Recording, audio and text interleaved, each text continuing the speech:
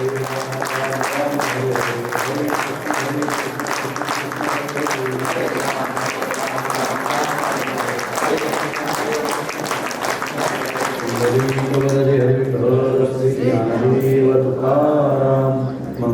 भगवान विष्णु मंगलम गरुडध्वजः मंगलम पुंडरीकाक्षो मंगलाय तनोहरिः जेने पंढरी सारिखाची अपुला धामणगाव केला वैकुंठाधिपती श्री विठ्ठल सखा सोयरा जोडीला जो का भक्त विरक्त भूतळवटी विख्यात हा बोधला त्या श्री संत सद्गुरु माणकोजी चरणी साष्टांग मी घातला पुंडलिक वरदे हरिहर श्री ज्ञानदेव तुकाराम संत चोखा मेरा महाराज की जय। चोखा चोखट निर्मळ तया अंगी नाही मळ चोखा सुखाचा सागर चोखा भक्तीचा आगर चोखा प्रेमाची माऊली चोखा कृपेची सावली चोखा मनाचे मोहन बंका घाली लोटांगण चोखा चोखट निर्मळ तया अंगी नाही मळ। पवित्र भूमी मंगळवेढा नगरी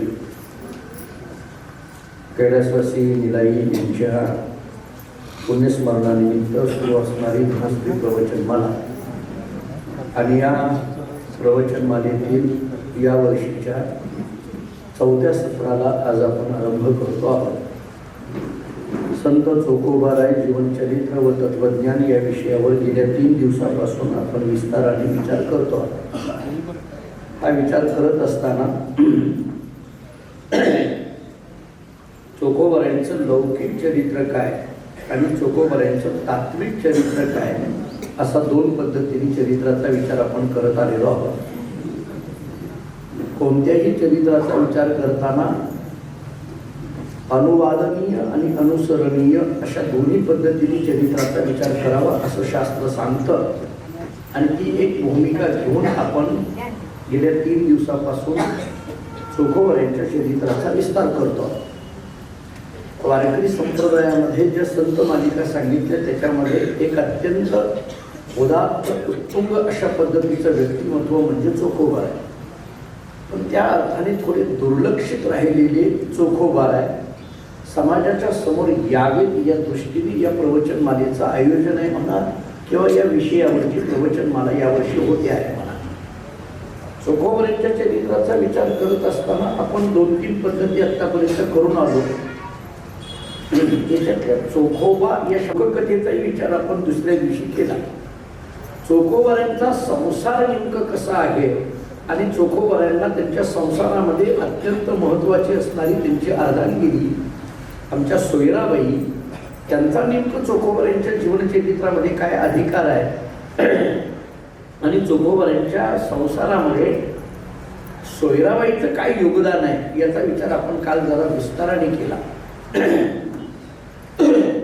आज चोखोबारायांच्या चरित्राचा विचार करताना आरंभाला जो मी अभंग सांगतोय तो अभंग बंका महाराजांचा आहे। बंका हे चोखोबारायांचे मेहुणे, चोखोबारायांची बहीण निर्मळा ही बंकांना दिलेली आणि म्हणून बंका हे त्यांच्या परिवारातले नात्या गोत्यातले आणि त्या नात्या गोत्यातले असलेल्या व्यक्तीला सुद्धा चोखोबाराय काय वाटतात तो या अभंगातून चोखोबारायांचं चरित्र आहे।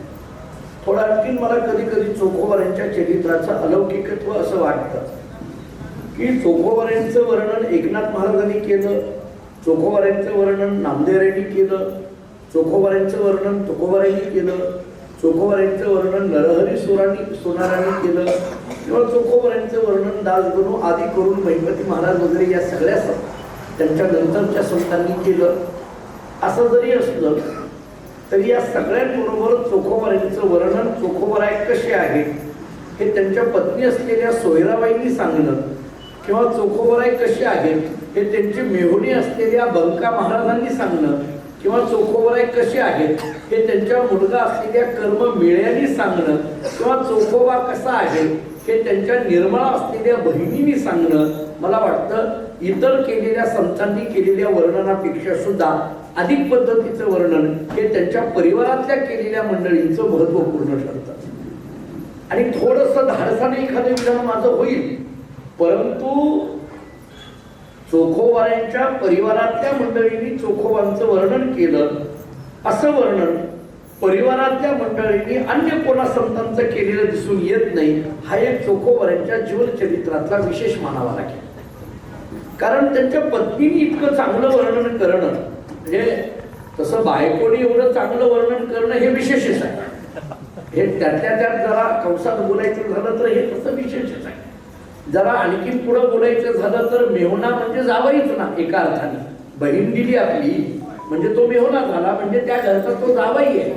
आणि मग जावयाने किंवा पाहुण्याने इतकं चांगलं वर्णन करणं हे त्याहून अधिक विशेष आहे. एरवी कोणता पाहुणा कोणाचं कधी केलेलं वर्णन दिसून येईल का?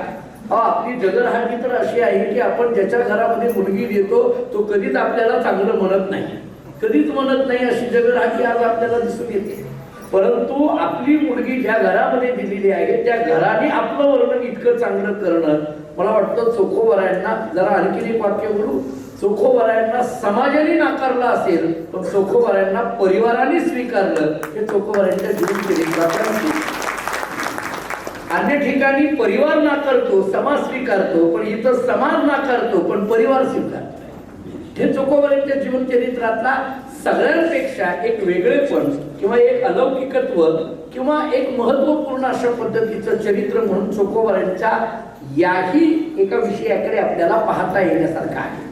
आणि म्हणून चोखोबाऱ्यांच्या जीवनचरित्राचा विचार करताना त्यांचे मेहुणी असलेले बंका, त्यांनी जे चोखोबाऱ्यांचं वर्णन केलंय ते अगदी गोड अशा पद्धतीने, अलौकिक अशा पद्धतीने. बंका महाराज असं म्हणतात, चोखा चोखट निर्मळ तया अंगी नाही मळ. शब्द किती गोड वापरलेले आहेत. म्हणजे मी थोडं पुढे बोलेल की चोखोबाऱ्यांची त्यांच्या परिवारावर पूर्ण कृपा होती हे याच्यातून जाणून दिसतं. सोयराबाईंवर चोखोबाऱ्यांची पूर्ण कृपा. याचं कारण मी आपल्याला असं सांगतो. चोखोबाऱ्यांचे अभंग, माझ्या माहितीप्रमाणे आपल्याकडे जे सभाकदमांचं ग्रंथ आहे त्याच्यात चोखोबाऱ्यांचे अभंग लागून, त्यांच्या पत्नी सोयराबाईंचे अभंग लागून, बंका महाराजांचे अभंग आहेत लागून, कर्ममेळ्याचे अभंग आहेत लागून, निर्मळेचे अभंग आहेत. या सगळ्या अभंगाला जोडून तिथं ठेवलेलं आहे, गाथाच तयार केलेला आहे. आणि मग एका बाजूला चोखोबाऱ्यांचे अभंग वाचत असताना एका बाजूला सोयराबाईंचे अभंग वाचले तर चोखोबाऱ्यांच्या अभंगाच्या भाषेचा पूर्ण परिणाम सोयराबाई किंवा बंका महाराजांच्या अभंगावर आलेला आपल्याला दिसून येतो. साहित्याच्या दृष्टीने हा सुद्धा एक विचार महत्वपूर्ण आहे. याचा अर्थ चोखोबाऱ्यांकडे असलेली जी तात्विकता आहे किंवा जी अनुभूती आहे ती अनुभूती चोखोबाऱ्यांनी आपल्या बरोबर असलेल्या सगळ्यांना प्राप्त करून दिली. हा चोखोबाऱ्यांच्या जीवनचरित्रातला व्यापक दृष्टिकोन सुद्धा अभ्यासण्यासारखा आहे. म्हणजे चोखोबाऱ्यांनी आपल्या अंतःकरणाची ती कृपा फक्त आपल्या बायकोवर केली असं नाही, त्यांनी आपल्या मुलावर केली, त्यांनी आपल्या बहिणीवर केली, नव्हे त्यांनी आपल्या मेहुण्यावर केली. कारण पुढं कधी आता एकच दिवस आपल्याकडे राहिलाय पण तरी सुद्धा बंका महाराज जेव्हा स्वतःची गुरु परंपरा सांगतात तेव्हा ती गुरु परंपरा बंका महाराजांनी जी सांगितली ती सुरुवात कुठून केली? ज्ञानोबा आहे, विसोबा खेचर, विसोबांकडून नामदेव आहे, नामदेवरायांकडून चोखोबार आहे आणि चोखोबारायांकडून बंका महाराजापर्यंत. म्हणजे ही गुरु परंपरा त्यांनी स्वतःची मांडली. चोखोबाराय स्वतः पुढं नामदेवरायांचं गुरुत्व कशा पद्धतीने सिद्ध करतात हे पुढे आपल्याला बघायचंच आहे. पण या अंगाने जर विचार केला तर बंकांनी चोखोबारायांचं जे वर्णन केलं त्या वर्णनातला पहिला शब्द आहे चोखा, चोखट, निर्मळ तया अंगी नाही मळ. दोन शब्द ठेवले. ते चोखट आहेत आणि निर्मळ आहे. चोखोबाऱ्यांचं वर्णन करताना बंका महाराजांनी तात्विक पद्धतीने जे दोन शब्द ठेवले ते दोन शब्द असे, चोखोबाराय कोण आहेत? चोखट आहेत एक, आणि चोखोबाराय कोण आहेत? निर्मळ आहेत दोन. चोखोबारायांना चोखट का म्हटलं आणि चोखोबारायांना निर्मळ का म्हटलं याचा जरा विचार करू. हा चोखट या शब्दाचा तरी अर्थ नेमकं काय करायचा आणि निर्मळ या शब्दाचा तरी अर्थ नेमकं काय करायचा? मी तुकाराम महाराजांचा एक अभंग सांगतो जाता जाता. घरी गेल्यानंतर गाथा उघडा आणि एक अभंग आवर्जून वाचा. पवित्र सोवळी एक तीच भूमंडळी, ज्यांचा आवडता देव अखंडित प्रेम भाव, तीच भाग्यवंते सरती पुरती धनविद्ये. हे बोलत असताना तुका म्हणे देवा त्यांची केली पावे सेवा. त्यांची सेवा केली देवा पावे. त्यांची म्हणजे कोणाची? तुकाराम महाराज सांगतात या संतांची. कोणते संत? तर तुकाराम महाराजांनी त्यांची लक्षणं सांगताना असं सांगितलं, जे पवित्र आहेत, सोवळी आहेत, एक आहेत, ज्यांचा आवडता देव असे आहेत, अखंडित प्रेमभाव असे आहेत, तीच भाग्यवंते असे आहेत आणि सरती पुरती धनविद्ये असे आहेत, असे संत. याच्यातला एक महत्वाचा शब्द मला चोखोबरांकडे अभंगातून घ्यायचा आहे. पवित्र असा जो शब्द आहे ना, तो चोखट या दृष्टीने करा. चोखोबा कोण आहे हे सांगताना बंका महाराज असं सांगतात, चोखा चोखट निर्मळ. चोखट या शब्दाचा अर्थ पवित्र आणि निर्मळ या शब्दाचा अर्थ शुद्ध. मी पुढे आपल्याला त्या अनुषंगाने बोलेल. तसा एरवी शुद्ध शब्दाचा विचार मी पहिल्या दिवशी पुष्कळ पद्धतीने केलेला आहे. पवित्र अशा पद्धतीचे चोखोबर आहे. हा पवित्र शब्द नेमकं कोणत्या अंगाने घ्यायचा? पवित्र पवित्र म्हणायचं नेमकं कशाला? बरं, पवित्र हा शब्द इतका कधी कधी अलीकडल्या काळामध्ये इतका सामान्य करून टाकलाय आपण की नेमकं पवित्रच कशाला म्हणायचं हा मोठा प्रश्न पडून जातो आपल्याला. म्हणजे साधी गोष्ट सांगू का, माणसं अशी गमतीची असतात, आंघोळ केली की झालो पवित्र म्हणतात. आंघोळ केली की झालो पवित्र. आंघोळ करणं ही बाह्य शुद्धी आहे, याचा अर्थ पवित्र झाला असं होत नाही. पवित्र शब्द इतका सामान्य नाहीये. पवित्र शब्द इतका सामान्य नाही. आंघोळ केली की झालो पवित्र इतका सामान्य नाहीये. म्हणजे थोडं गमतीने आणि स्पष्ट बोलायचं झालं तर मी लहानपणी आमच्या काही परंपरेतल्या गावांमध्ये राहायचो. 8-8 दिवस राहायचो. तेव्हा काही फार कार्यक्रमाची व्यस्तता नव्हती. एका गावी मी राहिलो. मग सायंकाळच्या वेळेला रोज भजन असतं. आताही गावात असतं, तिथेही भजन होतं. तर ते मी भजनाला रोज जायचं. 10-5 भजनी जमायचे, भजन चालायचं. एके दिवशी एक भजनी आलाच नाही. भजन करणारा एक जण आलाच नाही. मी आपलं आणि दुसऱ्या दिवशी आला. मी आपलं सहज विचारलं, का तुम्ही काल कसं काय आला नाही? ते म्हटले नाही आलो नाही. मी तेच विचारतोय का आला नाही? नाही आलो नाही. अहो मी म्हटलं मी तेच विचारतोय, तुम्ही काही कारण आहे का, काही घडलं का, किंवा का आला नाही? ते म्हटले नाही काल मंगळवार होता. मला कळेल ना. मी म्हटलं अहो मंगळवारी भजन करू नये असं कुठं सांगितलंय? काय त्याला म्हटलं का, म्हणजे काही दुसरं कारण? नाही मंगळवार होता. म्हणजे कळेल ना. मग त्यानं जरा बऱ्याच उशिरा सांगितलं, नाही आम्ही काल मंगळवार होता, आम्ही जरा दुसरीकडे गेलो होतो. लक्षात घ्या. मला लगेच लक्षात आलं यानं काय घोळ केलाय. मी गप्प बसावं का नाही, मी त्यांना विचारलं मग आज कशी काय आलात? ते म्हटले आंघोळ करून. माझा मुद्दा संपला. असं कुठं होत असतं का? आंघोळ केली म्हणजे आम्ही पवित्र झालो, इतकी पवित्र शब्दाची लहान व्याख्या आहे का? पवित्र हा शब्द याच्या पलीकडे. मी थोडा तात्विक अर्थ सांगून पुढे जातो. पवित्र शब्दाचा थोडा तात्विक अर्थ सांगतो. वेदांत शास्त्रामध्ये खूप मोठ्या पद्धतीने विचार केला. कालतः पवित्र, देशतः पवित्र, कुलतः पवित्र, संस्कारतः पवित्र, संबंधतः पवित्र आणि स्वरूपतः पवित्र असा 6 पद्धतीने विचार केला. मी काय सांगायला लागलोय? बंका महाराज चोखोबरांना शब्द ठेवताना असं सांगतात किंवा त्यांचं वर्णन करताना असं म्हणतात, चोखा चोखट निर्मळ तया अंगी नाही मळ. हे चोखट या शब्दाचा विचार करताना मला असं वाटतंय की ते पवित्र आहे. चोखोबराय कोण आहे? तर ते पवित्र आहे, निर्मळ आहे, म्हणजे ते शुद्ध आहे. आता मला अर्थ करायचा आहे की हे पवित्र शब्द का वापरला?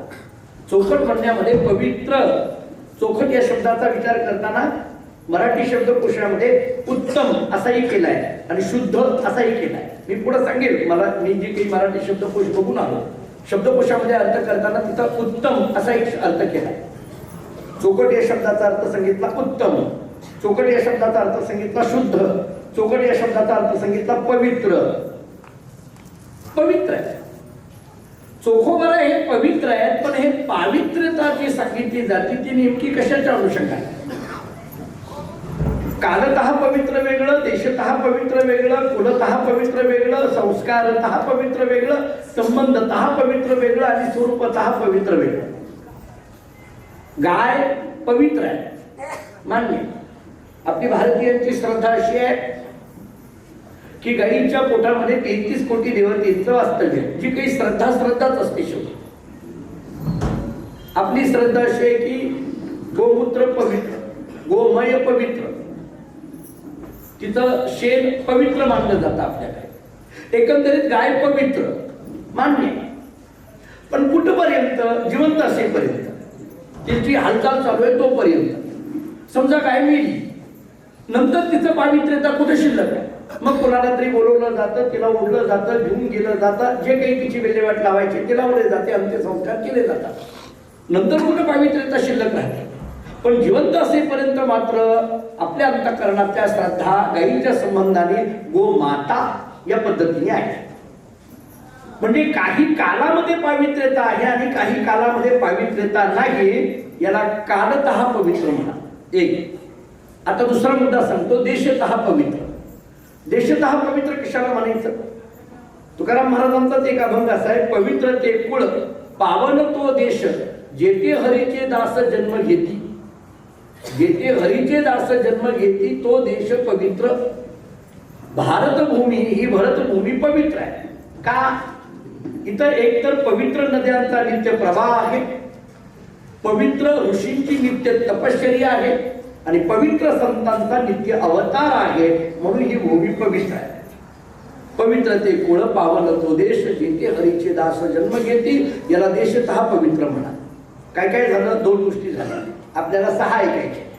कालतः पवित्र, देशतः पवित्र, आता तिसरा सांगतो, कुलतः पवित्र. कुलतः पवित्र कशाला म्हटलं जातं? एखाद्या संतांच्या कुळामध्ये जन्माला आलेल्या व्यक्तीच्या ठिकाणी येणारा जो पावित्र्यपणा आहे त्याला कुलतः पवित्र म्हणा. जरा अगदी स्पष्ट बोलायचं झालं तर एखादा मनुष्य जेव्हा एखाद्या संत कुळाच्या व्यक्तीच्या पाया पडतो, समजा तुम्ही माझ्या पाया पडला किंवा अन्य कोणी एखाद्या महाराजांच्या पाया पडला, तर तो नमस्कार त्यांना नसतो. तो नमस्कार ते ज्या परंपरेत जन्माला आलेले आहेत त्या परंपरेला आपला तो नमस्कार असतो. त्या व्यक्तीला तो नमस्कार नाही, व्यक्तीला जी परंपरा लाभली आहे त्या परंपरेला तो आपला नमस्कार असतो. जरा स्पष्ट बोलायचं झालं तर फक्त ते व्यक्तीला कळालं पाहिजे, हे त्या व्यक्तीला कळालं पाहिजे की हा नमस्कार मला नाही बाबा, मी ज्या परंपरेत जन्माला आलो त्या परंपरेला नमस्कार आहे. मी मानकोजी बोलते महाराजांच्या परंपरेत जन्माला आलो असतो तर तुम्ही पाया पडताना तुमची भावना अशी आहे की बाबा त्या मूळ महाराजांना हा माझा नमस्कार पोचवावा. अहो साधी गोष्ट, आपण पालखीच्या पाया पडतो, पालखीच्या पाया पडतो, पादुकांच्या पाया पडतो. भावना काय? ज्ञानोबा तुकोबारांच्या पादुकांच्या पाया पडलो. आपली भावना काय? तिथं पोचवावी. आता इथं मंगळवेढ्यामध्ये चोखोबारांची समाधी आहे, आपण समाधीचं दर्शन घेतो. म्हणजे काय? आमची भावना काय? मूळ असलेल्या चोखोबारांना ते पोचवावं. आपली भावना ही आहे. नामदेव पायरीचं दर्शन घेतो, नामदेवांना ते पोचवावं, ही भावना आहे. आणि म्हणून त्या तिथं आलेला जो पावित्र्यपणा आहे याला कुलतः पवित्र म्हणा. देशतः, कालतः, कुलतः. चौथा मुद्दा सांगतो, संस्कारतः पवित्र. आपल्या सहवासामध्ये येऊन त्यांनी झालेले जे संस्कार असतात त्या संस्काराने येणारा जो पवित्रपणा आहे त्याला संस्कारतः पवित्र म्हणा. पुढचा मुद्दा सांगितला जातो, संबंधतः पवित्र.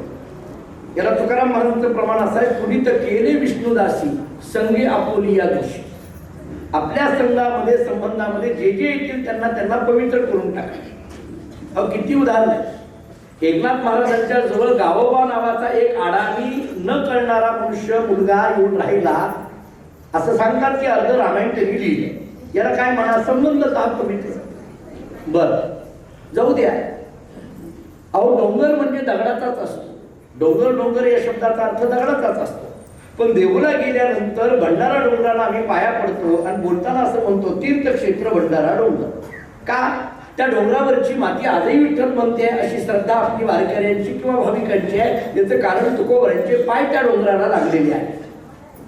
आज शिळा गेल्यानंतर 13 दिवस ज्या शिळेवर म्हणजे दगडावर बसून तुकोबारांनी अनुष्ठान केलं, त्या शिळेचं दर्शन घेतलं की आम्ही असं समजतो की तो तुकोबारांना नमस्कार पोच झाला. आळंदीमध्ये गेल्यानंतर नाही आम्हाला गर्दीमध्ये ज्ञानोबांच्या समाधीचं दर्शन झालं, भिंत चाललेल्या चौकामध्ये जातो, त्या भिंतीच्या पाया पडतो आणि आपण असं समजतो झालं बाबा पोच झाला आमचा नमस्कार. पंढरपुरामध्ये गेल्यानंतर नाही आम्हाला पांडुरंगाचं दर्शन झालं तर अगदी कळसाचं दर्शन आम्ही घेतो, झालं आमचं पोच. तो कळस पवित्र झाला ना, त्या कळसाचं दर्शन घेतो, लांबून आम्ही आपला नमस्कार म्हणतो, झाला आमचा नमस्कार. अन्य ठिकाणी आम्ही मंगळवेढा ही भूमी संतांची आहे, वारकऱ्यांची श्रद्धा अशी आहे. तुम्ही बघत असाल मंगळवेढ्याची मंडळी इकडून येणाऱ्या ज्या दिंड्या आहेत, मग गजानन महाराजांची पालखी असेल किंवा कर्नाटकातून येणाऱ्या दिंड्या आहेत, तुम्ही पहा बारकाईने कर्नाटकातून किंवा अन्य भागातून आलेल्या दिंड्या जेव्हा मंगळवेढ्यामध्ये प्रवेश करतात तेव्हा नाही त्यांना दामाजी पंतांच्याकडे जाता आलं, नाही समजा चोकोबऱ्यांकडे जाता आलं, काय करतात मंगळवेढ्यामध्ये आल्याबरोबर तिथली माती उचलतात, कपाळाला लावतात आणि ते असं समजतात की या मातीला नमस्कार केला मंगळवेढ्यातल्या सगळ्या संतांना तो नमस्कार पोच झाला. मंगळवेढ्यातली माती पवित्र झाली ना हो, मंगळवेढ्याच्या मातीला सुद्धा आज तो अधिकार प्राप्त झाला. किती विशेष आहे. तुकाराम महाराजांचा एक अभंग सांगतो जाता जाता, संत चरण रज लागता सहज वासनेची बीज जळवली जाय. तुकाराम महाराज सांगतात संतांचे पाय ज्या मातीला लागले ती माती जरी आपण आपल्या कपाळाला लावली तरी वासनेची बीज जळवली जाय. म्हणजे वासनेचे बीज या शब्दाचा अर्थ अज्ञान, अज्ञान जळवली जाय. संतांच्या पायाखालची माती जरी कपाळाला लागली तरी अज्ञान जळवली जाय. माझ्या एका मित्राने कॉलेजमध्ये असताना मला विचारलं, ते म्हटले काय रे तुम्ही सांगता संतांच्या पायाखालची माती उचलली कपाळाला लावली तरी अज्ञान जळवली जाय, संतांच्या पायाखालच्या मातीमध्ये एवढं काय विशेष आहे? नाही संतांच्या पायाखालची माती नाही, आपल्याच पायाखालची माती आपल्या कपाळाला लागली तर चालत नाही का? काही विचारलं, माती आपल्या कपाळाला लागली तर चालत नाही का? मी म्हटलं हो चालेल ना. तो म्हटला काय होईल? मी म्हटलं तुझ्या पायाखालची माती तुझ्या कपाळाला लागल्यानंतर तुझीच माती होईल, बाकी काही व्हायचं नाही. तुझे पाय कुठे नीट आहेत का? जुन्या मंडळींना ते भारुड आठवत असेल बघा, वासना ओढाळ गाय गडानो वासना ओढाळ गाय जाऊ नये तिकडे जाय म्हणून मोडावा तिचा पाय, वासना ओढाळ गाय गड्यानो वासना ओढाळ. आपले पाय नको तिकडे जातात ना, आपल्या पायामध्ये तेवढी कुठे सामर्थ्य आहे, हातामध्ये तेवढं कुठं सामर्थ्य आहे, डोळ्यामध्ये तेवढं कुठं सामर्थ्य आहे, कानामध्ये तेवढं कुठं सामर्थ्य आहे.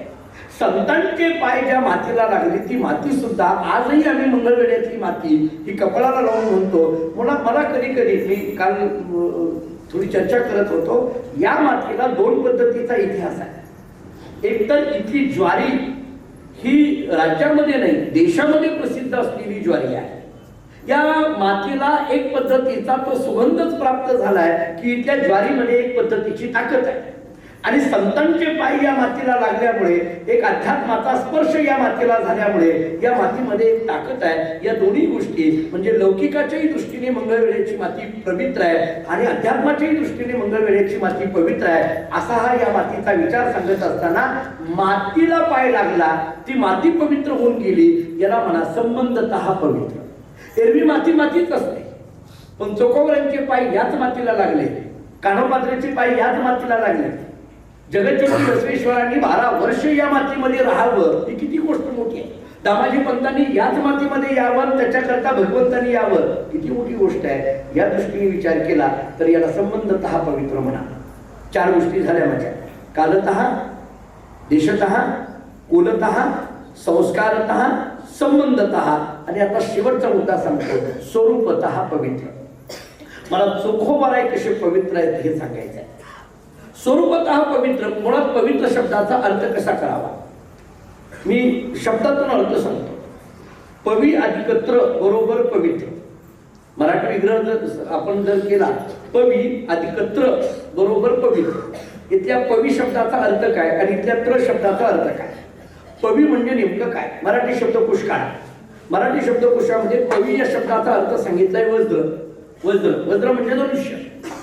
पवी या शब्दाचा वाच्यार्थ सांगितलाय धनुष्य. जरा बारीक आहे का? पवी म्हणजे धनुष्य हा वाच्यार्थ झाला. आता धनुष्य काय करतं? धनुष्य म्हटलं की युद्ध आणि युद्ध म्हटलं की दुःख, बरोबर आहे. म्हणजे धनुष्य हे एका अर्थाने दुःखाला कारण आहे. थोडं लक्षणीने विचार केला तर यशावत जीवाच्या दुःखाला काय कारण आहे? मी जरा लक्षणीने विचार करतो, व्यापक विचार करतो. एखादी गोष्ट एखाद्या ठिकाणी दुःखाला कारण असते तर यशावत जीवाला दुःख होण्याला कारण काय? बरं, इथं बसलेल्यापैकी प्रत्येक जण माझ्यासह कोणत्या ना कोणत्या तरी दुःखात आहे. कधीतरी प्रश्न पडतो आम्हाला जे दुःख होतात त्या दुःखाची कारण तरी काय आहे. वेदांताने सांगितलेली एक प्रक्रिया सांगतो, फार गोड आहे. शास्त्र असं सांगतं, दुःखाला कारण शरीर, हे दुःख होण्याला कारण शरीर, शरीराला कारण पापपुण्य, पापपुण्याला कारण रागद्वेष, रागद्वेषाला कारण अनुकूल प्रतिकूल ज्ञान, अनुकूल प्रतिकूल ज्ञानाला कारण भेदज्ञान, आणि भेदज्ञानाला कारण आत्मस्वरूपाचं अज्ञान. थोडक्यात आत्मस्वरूपाविषयी असलेलं अज्ञान हे सगळ्या दुःखाला कारण आहे. हे लक्षणेने केलेला अर्थ आहे. लक्षणेने लक्षणा कधी करायची मी मागे बोललो होतो. जिथं वाच्यार्थ जमत नाही तिथं लक्षणा करा. मागे बोललो, एखादं वाक्य जेव्हा शब्दशः कळत नाही तेव्हा त्या वाक्याचा अर्थ लावण्याकरता तुम्ही लक्षणा करा. नाही पटलं उदाहरण सोपं देतो. एखाद्याने विचारलं, पंढरपूरला आला, फोन केला मला आणि मला विचारलं, महाराज तुमचं घर कुठे आहे? मी म्हटलं तुम्ही कुठे आहे? मंदिरात. मी म्हटलं एक काम करा, मंदिरापासून सरळ रस्त्याने या, पुढे चिंचेचं झाड लागेल, त्या झाडावरून सरळ या, आमच्या घरात येते. झाडावरून सरळ या म्हटल्यानंतर तो अगदीच झाडावर चढला, शेंड्यापर्यंत गेला, खाली उतरला आणि मग आमच्या मठात आला. मी म्हटलं अहो बरोबर सापडलं ना? तो म्हटलं अहो महाराज झाडावर गेलो, शेंड्यापर्यंत गेलो आणि तिथं काही दिसलं नाही, तिथून उतरलो मग आलो. मी म्हटलं अहो तुम्ही इतक्या उंच कशाला गेला तिकडे? नाही तुम्हीच म्हटलं ना झाडावरून या, म्हणजे काही झाडावर चढून या का? झाडावरून या शब्दाचा अर्थ बोली भाषेमध्ये आपण काय घेतो, झाडाच्या जवळच्या रस्त्यावरून या. म्हणजे वाच्यार्थ कधी घ्यायचा आणि लक्षार्थ कधी घ्यायचा, शब्द तेच आहे. झाडावरून या हा वरून या शब्दाचा अर्थ वाच्यार्थाने घ्यायचा का लक्षार्थाने घ्यायचा? एखाद्या साहेबांनी आपल्या नोकराला सांगितलं, हे ऑफिस झाडून काढ आणि सगळा जो कचरा आहे तो खिडकीतून माणूस बघून टाक. कळलं का? बघा, माणूस बघून टाक. आता तो नोकर तितकाच हुशार, सगळा कचरा घेतला आणि खिडकीमध्ये असं वाट बघत राहिला. अर्ध्या तासानं कोणीतरी आलं, तो सगळा कचरा टाकला, भांडणं आली वर. नोकर मालकाने विचारलं साहेबांनी, अरे तुला सांगितलं होतं ना माणूस बघून टाक. त्या नोकरांनी सांगितलं, साहेब अर्धा तास वाट बघितली तेव्हा हे सापडलंय. माणूस बघून या शब्दाचा अर्थ माणूस असताना की नसताना, हा साधी गोष्ट आहे ना. बघून हा शब्द घेताना कुठं मान्य आहे. बघून या शब्दाचा अर्थ जरी वाच्यार्थ असताना असेल तरी इथं घेताना मात्र लक्षार्थ नसताना असा घ्यावा लागणार आहे. हे जसं आहे म्हणजे वाच्यार्थ कधी घेता आणि लक्षार्थ कधी घेता, तसा पवीय शब्दाचा वाच्यार्थ आहे वज्र आणि पवीय शब्दाचा लक्षार्थ आहे अज्ञान. आता ऐका, मला पवित्र सांगायचं आहे आणि ते चोखोवराईकडे कसे आहे तेवढं जुळवायचं आहे. पवीय शब्दाचा वाच्यार्थ आहे वज्र म्हणजे धनुष्य आणि पवीय शब्दाचा लक्षार्थ आहे अज्ञान. थोडक्यात पवित्र याच्यातला पवीय शब्दाचा लक्षणीय अर्थ झाला अज्ञान. पवी म्हणजे अज्ञान. राहिलं काय आता? त्रायते नामतं नाशेन रक्षती. त्रायते, त्र या शब्दाचा अर्थ त्रायते. त्रायते म्हणजे काय? तन्नाशेन रक्षती म्हणजे अज्ञान आणि तन्नाशेन रक्षती. थोडक्यात काय? पवी म्हणजे अज्ञान आणि त्र म्हणजे नाश करून रक्षण करणं. थोडक्यात अज्ञानाचा नाश करणारे जे आहेत त्यांना म्हणायचं पवित्र, किंवा अज्ञानापासून जीवाचं जे रक्षण करतात त्यांना म्हणायचं पवित्र. बंका महाराज सांगतात, चोखा चोखट निर्मळ. चोखोबारे चोखट आहेत म्हणजे पवित्र आहेत. का पवित्र आहेत? दोन गोष्टी. एक तर स्वतःच्या ठिकाणी असलेल्या अज्ञानाचा त्यांनी नाश केलाय म्हणून ते पवित्र, आणि आपल्या जवळ आलेले जे जे कोणी आहेत त्या सगळ्यांना अज्ञानापासून रक्षण करतात म्हणून ते पवित्र. म्हणून चोखोबाऱ्यांचं पावित्र्य हे या पद्धतीने पहा. मी थोडं स्पष्ट बोलेल. चोखोबारे कोणत्या जातीत जन्माला आले, चोखोबारे कोणत्या समाज व्यवस्थेमध्ये राहिले हे सगळं बाजूला सोडा. चोखोबाऱ्यांचं पावित्र्य हे तत्वज्ञानाच्या कसोटीवर या अंगाने पहा. जिथं अज्ञानाचा स्पर्शच नाही त्याला खऱ्या अर्थाने पवित्र म्हटलं जातं. जरा पुढे बोलू. ज्ञानासारखं जगात काही पवित्र नाही. भगवद्गीता सांगते, नाही ज्ञानेन सदृश्यम पवित्रम इह विद्यते. आहे का नाही? भगवान स्वतः सांगतात या जगामध्ये जर काय पवित्र असेल तर ते ज्ञानच पवित्र आहे. आणि जरा थोडं पुढे बोलतो, चोखोबारायांकडे जर आत्मज्ञानाची प्रचिती असेल तर मग चोखोबारायांसारखं पवित्र या जगात आहे तरी कोण? चोखोबारायांसारखं पावित्र्यता या जगात नेमकी आहे तरी कोणाकडे? आणि म्हणून चोखोबाराय हे पवित्र आहेत हा एक विचार.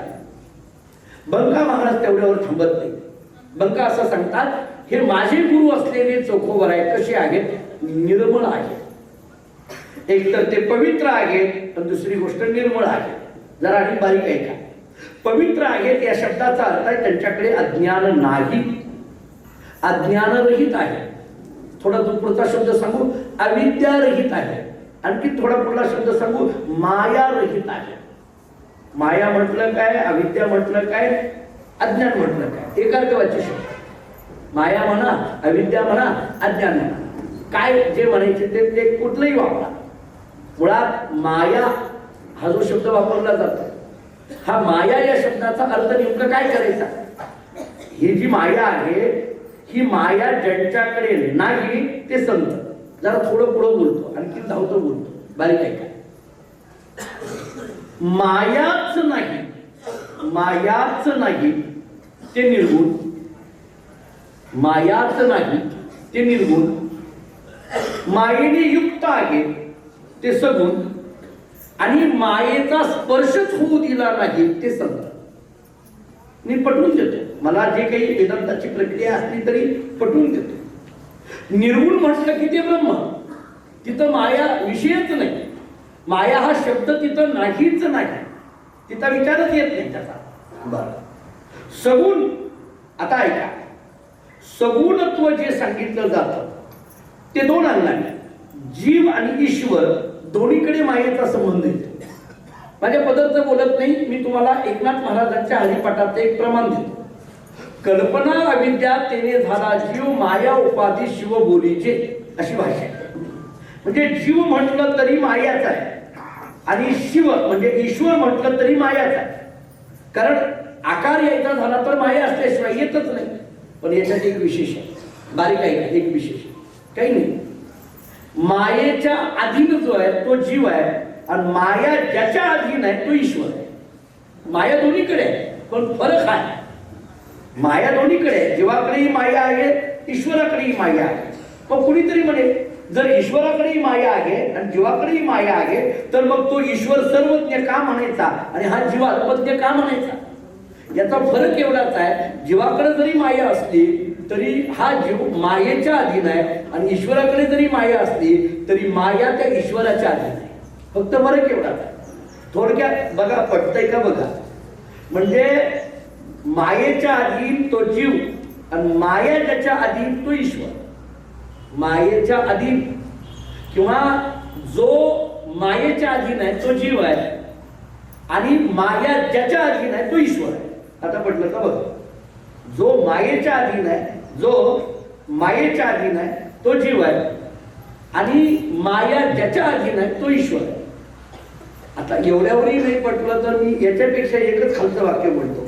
बायकोच्या, आता पटलं का बघा, बायकोच्या अधीन आहे तो जीव आहे, आणि बायको ज्याच्या अधीन आहे तो ईश्वर आहे. आता तरी पटलं का बघा. आता याच्यापेक्षा सोपं सांगता येत नाही.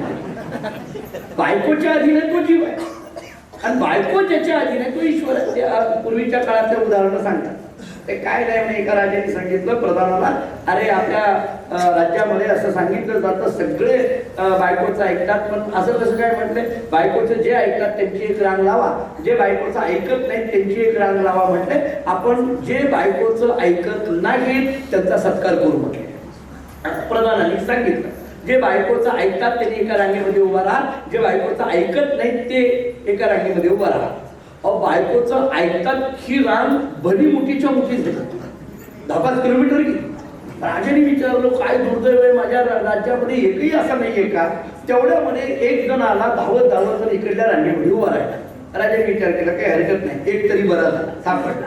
त्या प्रधानाने त्याच्याकडे गेला आणि त्यांना सांगितलं, अरे वा, तुम्ही इकडल्या रांगेमध्ये उभा राहा. म्हणजे इकडल्या रांगेत ही सगळे बायकोचं ऐकणारी रांग आहे, आणि बायकोचं न ऐकणाऱ्या रांगेमध्ये तुम्ही उभारलात. म्हटलं इकडे येऊन छान झालं, तुम्ही इकडल्या रांगेत कसं काय उभारलात? त्याने एकच वाक्य सांगितलं, काही नाही, बायकोने घरातून जात निघताना सांगितलं, गर्दीत शिरू नका, रिकामच उदाहरण सांग. जीव आणि ईश्वर या शब्दाची व्याख्या करताना मी हे एक सोपं साधं गमतीचं उदाहरण दिलं. गंमत म्हणून तिथं सोडून टाका, पण मुद्दा माझा काय, जीवाचा विचार केला तर हा जीव मायेच्या अधीन आहे, अविद्येच्या अधीन आहे. पण या अविद्येचा स्पर्शच ज्यांनी होऊ दिला नाही त्याला खऱ्या अर्थाने चोखट म्हणा. या अविद्येच्या पलीकडे जे पोहोचले ते खरे चोखट आहे. या अज्ञानाच्या पलीकडे जे पोहोचले ते खरे चोखट आहे. या मायेला सुद्धा ज्यांनी जिंकलं ते खरे चोखट आहे. पण मला असं वाटतं या दृष्टीने जर विचार केला तर चोखोबा आहे चोखट का? कारण त्यांनी मायेला जिंकलं. चोखोबा आहे चोखट का? त्यांनी अविद्येला जिंकलं, अज्ञानाला जिंकलं. याचा अर्थ ज्ञानोदय किंवा ज्ञान स्वरूप जे आहे ते चोखोबा आहे. ज्ञान स्वरूप म्हणतो मी. जरा ज्ञानोदय हा शब्द तरी थोडा तत्वज्ञानाच्या कसोटीवर कमी पडेल. थोडा वेदांताचा अभ्यास मी माझ्या गुरुजींकडे पुष्कळ पद्धतीने केलेला असल्यामुळे थोडी मला ती कधीही अपसिद्धांत होऊ नये याची काळजी मी प्रत्येक क्षणाक्षणाला घेतो. आमचे गुरुजी फार गोड वाक्य सांगायचे सर. ते असं म्हणायचे एखादा सिद्धांत नाही सांगता आला तरी चालेल पण अपसिद्धांत कधी झाला नाही पाहिजे. ज्ञानोदय आणि ज्ञान स्वरूप याच्यात फरक आहे. ज्ञान उदय होणं हे अद्वैत वेदांताला मान्य नाही.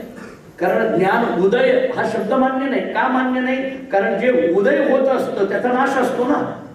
आणि ज्ञान उदयाला येत नाही, मुळात ज्ञान असतच. ज्ञान मुळातच आहे.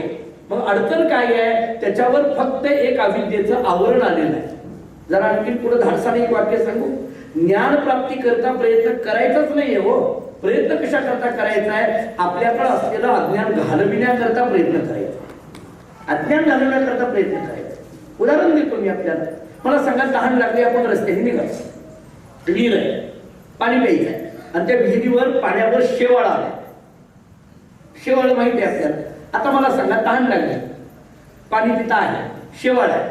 मला आपल्याला एक प्रश्न विचारायचा आहे. तुमची तहान भागवण्याकरता तुम्हाला पाणी निर्माण करणं गरजेचं आहे का पाण्यावर असलेलं शेवाळ काढणं गरजेचं आहे?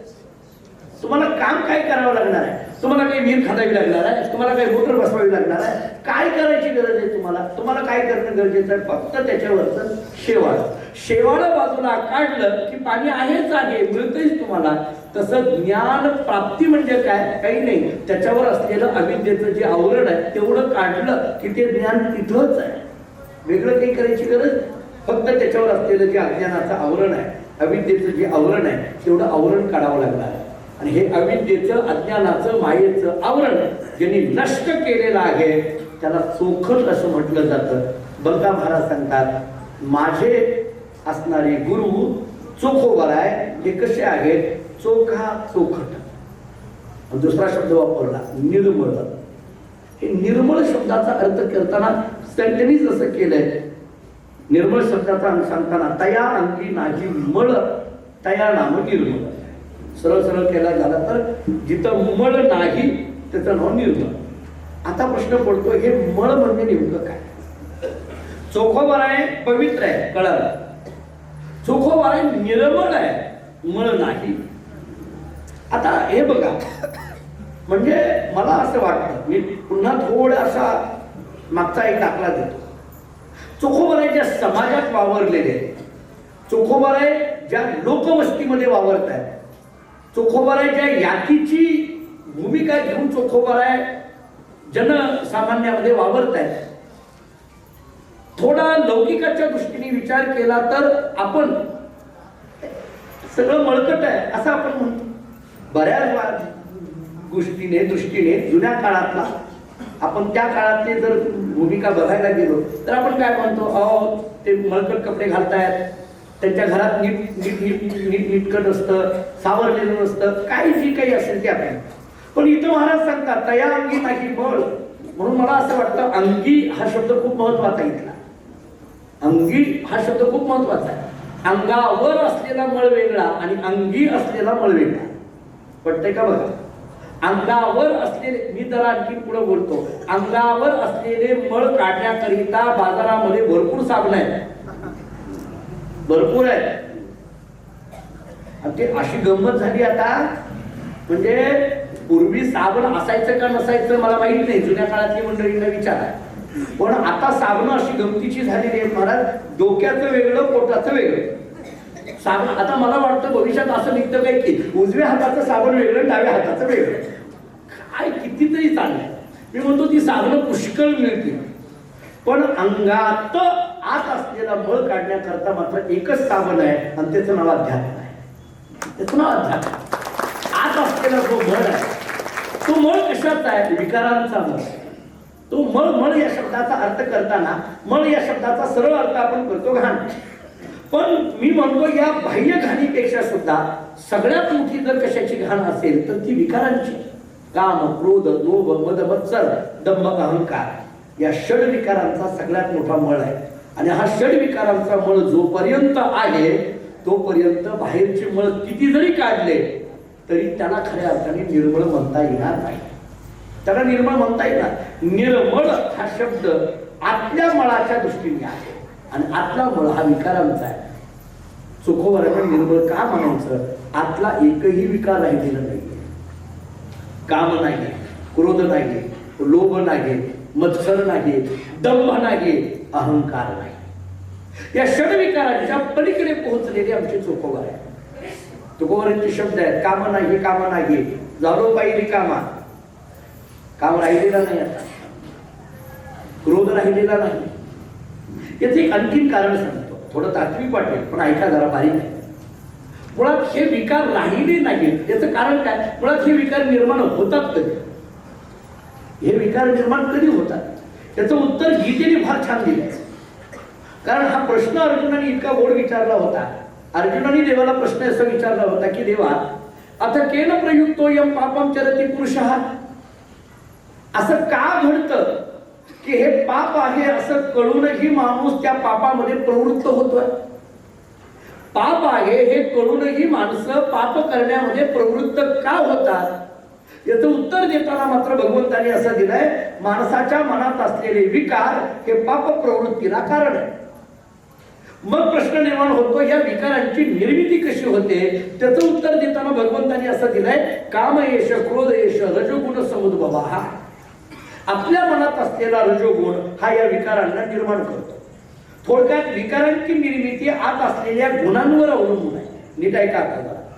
माणूस पाप का करायला प्रवृत्त होतो? कारण पापाला कारण विकार आणि विकाराला कारण आपल्या आत असलेले गुण. चोखोबार आहे मी निर्मळ का म्हणायला लागलो याचं कारण या गुणांच्या पलीकडे पोहोचलेले चोखोबार आहे.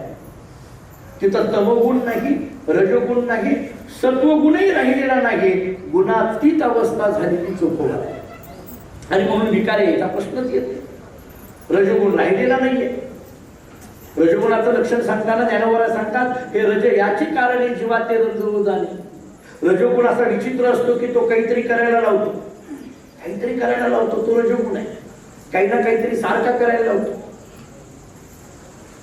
त्याचं काम आणखीन एक सांगतो बारीक विचार सांगून जातो. रजोगुण तमोगुणाच्या जवळ गेला की अधर्म घडतो आणि रजोगुण सत्वगुणाच्या जवळ गेला की धर्म घडतो. बघा, रजोगुणानं तमोगुणाचा सहवास केला की त्याच्याकडून अधर्म आहे आणि त्याच रजोगुणाने सत्वगुणाचा सहवास केला की त्याच्याकडून धर्म आहे. नाही म्हटलं रामायणातली 3 वाक्य 3 नावं सांगतो. रजोगुणी असलेला रावण, रावण हा रजोगुणी आहे. शूर्पणखा ही तमोगुणी आहे. ऐका, रावण रजोगुणी, शूर्पणखा तमोगुणी आणि विभीषण सत्वगुणी. रजोगुणी असलेल्या रावणाने तमोगुणी असलेल्या शूर्पणखेचं ऐकलं म्हणून त्याच्याकडून अधर्म घडला. त्याच रजोगुणी असलेल्या रावणाने सत्वगुणी असलेल्या विभीषणाचं ऐकलं असतं तर धर्म घडला असता. आता विभीषण किती सांगत होता हे आपल्याला माहिती आहे रामायणात. शेवटी तुम्ही रामायण ऐका म्हणजे कळतं. शेवटपर्यंत विभीषण म्हणत होता की हे करू नकोस, ते त्यांचं त्यांना देऊन टाक, मी सांगतो ते ऐक, पण ऐकत नव्हता. आणि जिचं ऐकायला नाही पाहिजे तिचं ऐकायला गेला. शूर्पणखेचं ऐकायला नको होतं पण तिचं ऐकलं आणि गेला, ऐकायला गेला. जे घडायचं ते घडलं. मुद्दा माझा एवढाच आहे, या गुणांच्या पलीकडे पोहोचलेली चोखोबा. कुठलाही विकार राहिला नाही, काम नाही, क्रोध नाही, क्रोध राहिला नाही चोखोबारांकडे. विचार करा त्या कथा. आता आपल्याला माहितच आहे म्हणून फक्त तिथं स्पर्श करतो. मंदिरातून हाकलून दिलं, देव बाटवला असा आरोप आमच्या चोखोबारांवर लागला. एवढंच नाही, चोखोबाला सांगितलं की तू जर इथं असेल तर मंदिर अशुद्ध होत आहे, तू मंदिराच्या बाहेर जा. चोखोबारांनी विचार केला मंदिराच्या बाहेर गेलो तरी गाव तरी अशुद्ध होईल असं म्हणतीलच ना. कुणीतरी झालं सांगितलं जा चंद्रभागेच्या काठावर जाऊन राहा. पण चोखोबाराई इतके उदार अंतःकरणाचे. चोखोबाराईने विचार केला, मी जर या चंद्रभागेच्या काठावर राहिलो तर कोणीतरी मला येऊन म्हणेल चंद्रभागा तुझ्यामुळे विटाळली, चंद्रभागा तुझ्यामुळे अशुद्ध झाली. मग एक काम करू, या चंद्रभागेच्याही पलीकडे जाऊन राहू. किती चोखोबाराईंचा अवतारी आहे.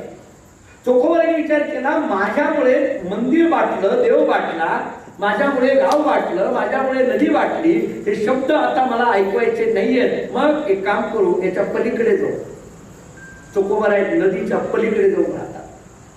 मी कधी कधी जेव्हा हा अभ्यास करतो चोखोबाराईच्या या चरित्राचा, म्हणून म्हटलं लोककथा, लौकिक कथा, या लौकिक कथा, पण त्यातले तात्विक विचार जरा डोळ्यासमोर ठेवा. इतका त्रास दिला पण चोखोबाराई कधीही कोणावरही रागवत नाही. मला हे विशेष वाटतं, कधी रागवत नाही. त्यांचा क्रोध कधी येत नाहीये, कधीही क्रोधायमान होत नाही. म्हणजे एक छोटीशी लोककथा अशी सांगितली जाते की चोखोबाराईंचा मुलगा तो कर्ममेळा, आणि तो कर्ममेळा एके दिवशी थोडा उशिरा येतो.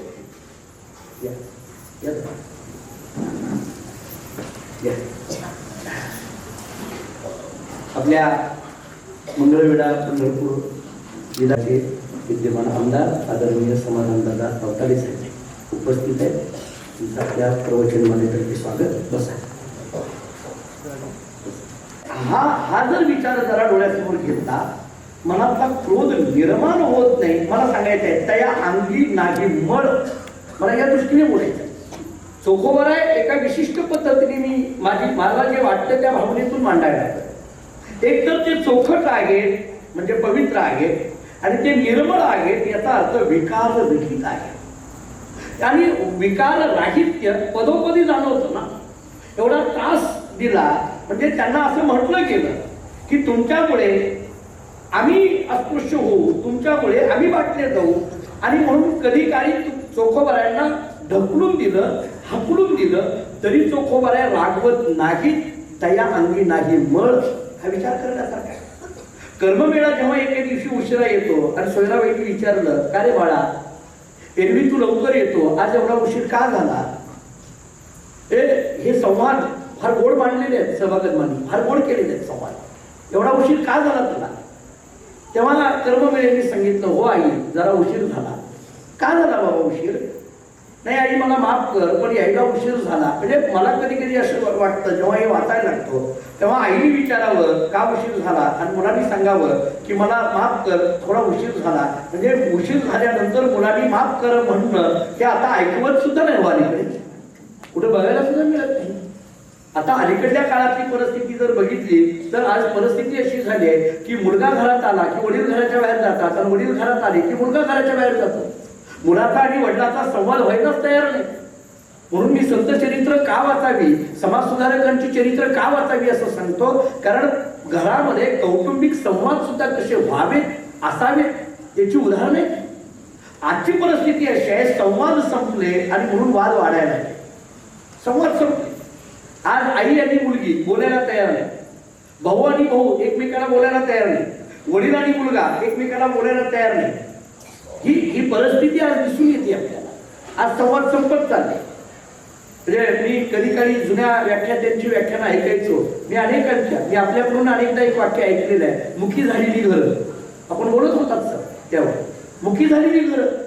कारण घरामध्ये आता बोलणं संपत गेलंय. म्हणजे आत्ताची तर परिस्थिती अशी आहे, मी तो तुमचा तरी काळ बघा, आजची तरी परिस्थिती अशी आहे की आई वडील मुलगा मुलगी चौघं घरात असतात, एकत्रित 2 तास बसतात, पण एकही शब्द बोलत नाही. काय मौन आहे? मौन काही नाही, ते मोबाईल हातात आहे, बाकी काही नाही.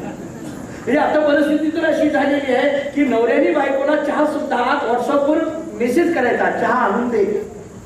बायको त्याच्यावर मेसेज करते, दूध संपलेलं आहे, संपलं. किती मुखी झालेली घरं, बोलायला तयार नाही का झाली. मला वाटतं की आपणच आपल्यापासून कितीतरी दूर चाललो या वैज्ञानिक युगामध्ये. या विज्ञान म्हणून आम्हाला लहानपणी मला आठवत आहे, विज्ञान शास्त्रीय वर्गात म्हणत असताना आम्हाला ते वादविवाद स्पर्धेला विषय असायचे. मी स्पर्धेमध्ये भाग घेत असताना असं. पण कर्ममेळा जेव्हा घरी येतात, सोयराबाई विचारते, बाळ तुला का उशीर झाला? बाई उशीर झाला, माफ कर मला. बरं, पण कारण काय? आणि मग कर्ममेळा बोलायला लागला. तो म्हणायला लागला, आई हे कुठपर्यंत सहन करायचं आपण? मला कळत नाही की देवानी या जातीमध्ये आम्हाला का जन्माला टाकलं. येता जाता माणसं टोचून बोलतात, येता जाता घालून पडून बोलतात, आणि त्या काळातली जी धर्म मार्तंड म्हणून घेणारी माणसं आहेत ती नको नको ते शब्द आम्हाला वापरतात. अगं आज तर एकाने मला असं सांगावं, बरं झालं ही घाण चंद्रभागेच्या पलीकडे गेली. असं काय आम्ही पाप केलंय मला कळत नाहीये की आम्हाला हे सगळे शब्द सहन करावे लागतात. आणि मग बोलता बोलता कर्ममेळा आपल्या वडिलांकडे चोखा मेळ्याकडे बघतो आणि म्हणतो, बाबा तुम्ही तर आम्हाला सांगता ना की सगळं जग हे एका परमात्म्याने निर्माण केलंय. त्या सगळ्या जगामध्ये जो नांदतो आहे तो एक परमात्मा नांदतो आहे. तुम्हीच आम्हाला ज्ञानोबांच्या हरिपाठातली काही प्रमाण देता, एक हरी आत्मा जीव शिव समा वाया तो दुर्गमा न घाली पण, हे तुम्ही आम्हाला सांगता ना. आणि मग सगळं जर इतकं असेल तर असं समाजाने आमच्याशी का वागावं? ह्या उद्विग्नता कर्ममेळ्याच्या मुखातून जेव्हा बाहेर पडते तेव्हा थोडं वातावरण शांत होतं.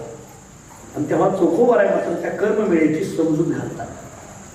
चोखोबाराय म्हणतात, होईल सगळं ठीक, होईल सगळं व्यवस्थित. कर्ममेळ्याने तरी प्रश्न करावा, कधी होईल? तुम्ही मला लहानपणापासून तुमचे शब्द आहेत, होईल सगळं नीट, होईल सगळं व्यवस्थित, पण कधी होईल? बरं, ही सुधारण्याची भाषा आपल्या मनामध्ये जितकी येते तितकी समाजाच्या मनामध्ये आधी घेणं गरजेचं आहे. समाजातला जो स आहे तो जणू काही हरपत चाललेला आहे. आजची परिस्थिती तर काही वेगळी आहे का? समाज हा शब्द जो वापरला जातो, मानव समाज या दृष्टीने मी बोलतो, मानव समाज हा शब्द वापरला जातो तेव्हा समाजातला जो स हे अक्षर खूप महत्वाचं आहे. मी अनेक वेळेला बोलत असतो, हे स अक्षर जर काढून टाकलं तर खाली जो राहतो तो आपल्या सगळ्यांच्या डोळ्यासमोर आहे. आणि मग ते स अक्षर कशाचं आहे? संस्काराचं आहे. ते स अक्षर कशाचं आहे? समन्वयाचं आहे. ते स अक्षर कशाचं आहे? सात्विकतेचं आहे. आणि ते स अक्षर कशाचं आहे? सहनशीलतेचं आहे. तो स सहनशीलतेचा आहे, तो स संस्काराचा आहे, तो स सात्विकतेचा आहे, तो स संस्कृतीचा आहे, आणि तो स टिकला पाहिजे. चोखोबाराय आपल्या मुलाला सांगतात होईल, पण तरी उद्विग्नपणे जेव्हा कर्ममेळा विचारतो तेव्हा चोखोबारायने एक जगरहाटी सांगितली. चोखोबारायने सांगितलं, हे बघ कर्ममेळा, हे जग त्या परमात्म्याने निर्माण केलं, पण ते निर्माण केलं म्हणजे त्या एकट्या परमात्म्याने निर्माण केलं नाही, कारण तो एकटा काहीच करत नाही. एकोहम बहुस्यायाम प्रजा येय उपनिषदातली भाषा आहे. एकदेशील कंठे म्हणून येणे निर्माण केली 14ही भुवने, ही निळवरायची भाषा आहे. पण हे जग निर्माण करताना त्यांनी मायेला स्वीकारलं, मायेला घेऊन या जगाची निर्मिती केली. मग मायेला घेऊन केल्यामुळे आणि माया अशी विचित्र असल्यामुळे ती माया तिचं काम सातत्याने या जगामध्ये करत राहते. काय करत राहते तर अनेक वेळेला द्वेष पसरविण्याचं काम ही माया करत राहते. अनेक वेळेला नको त्या गोष्टी मनात आणायचं काम ही माया करत राहते. विकल्पाची निर्मिती ही मायाच करते.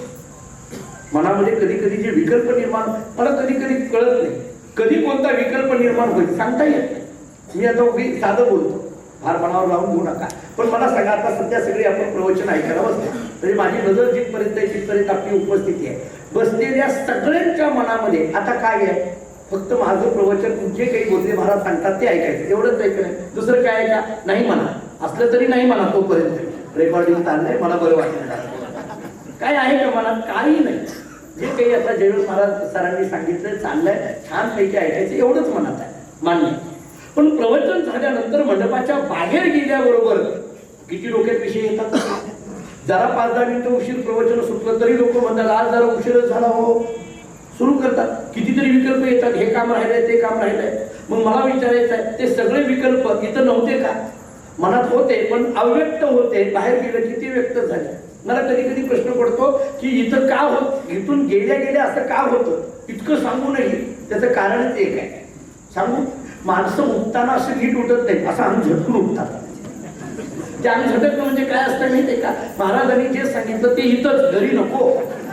ते चांगलं अंग झटकून निघतात.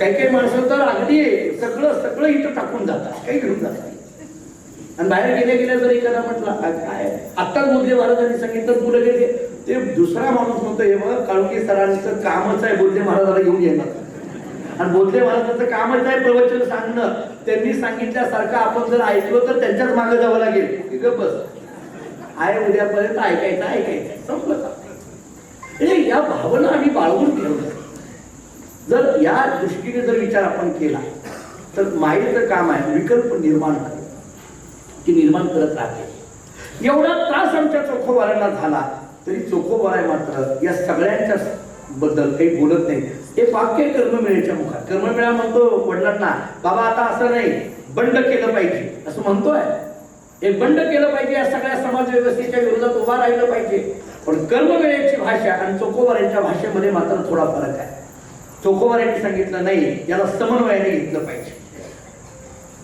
कधीपर्यंत होईल मला आशा आहे म्हणजे गंमत अशी आहे जरा थोडं सामाजिकच बोलून जातो दुर्दैव असं झालं की चोखोबारांना अपेक्षित असलेली जी स्थिती आहे किंवा जे मोकळेपणा आहे तो मोकळेपणा कधी आला त्यांच्यानंतर शेकडो वर्षानंतर जेव्हा साने गुरुजींनी आमरण उपोषण धारण केलं तेव्हा आला तोपर्यंत आला नाही तो मोकळेपणा त्याच्याकरता साने गुरुजींना आमरण उपोषण धारण करावं लागलं त्या सगळ्या भूमिका मी सांगण्यात वेळ घेत नाही पण ती सगळी चित्रफित जर डोळ्यासमोर घेतली आणि नेमाडे सरांची प्रस्तावना वाचली तर सगळं समोर येतं या सगळ्यांचा विचार करत असताना कर्ममेळा आणि चोखा मेळ्यांचा हा संवाद मोठा गोड आहे पण चोखा मेळ्याच्या मनामध्ये कधीही क्रोध निर्माण होत नाही तया अंगी नाही मळ काम नाही तया अंगी नाही मळ क्रोध नाही तया अंगी नाही मळ लोभ नाही हा विचार महत्वाचा आहे लोभही त्यांच्या मनामध्ये कसलाही निर्माण झाला नाही चोखोबारांच्या मनामध्ये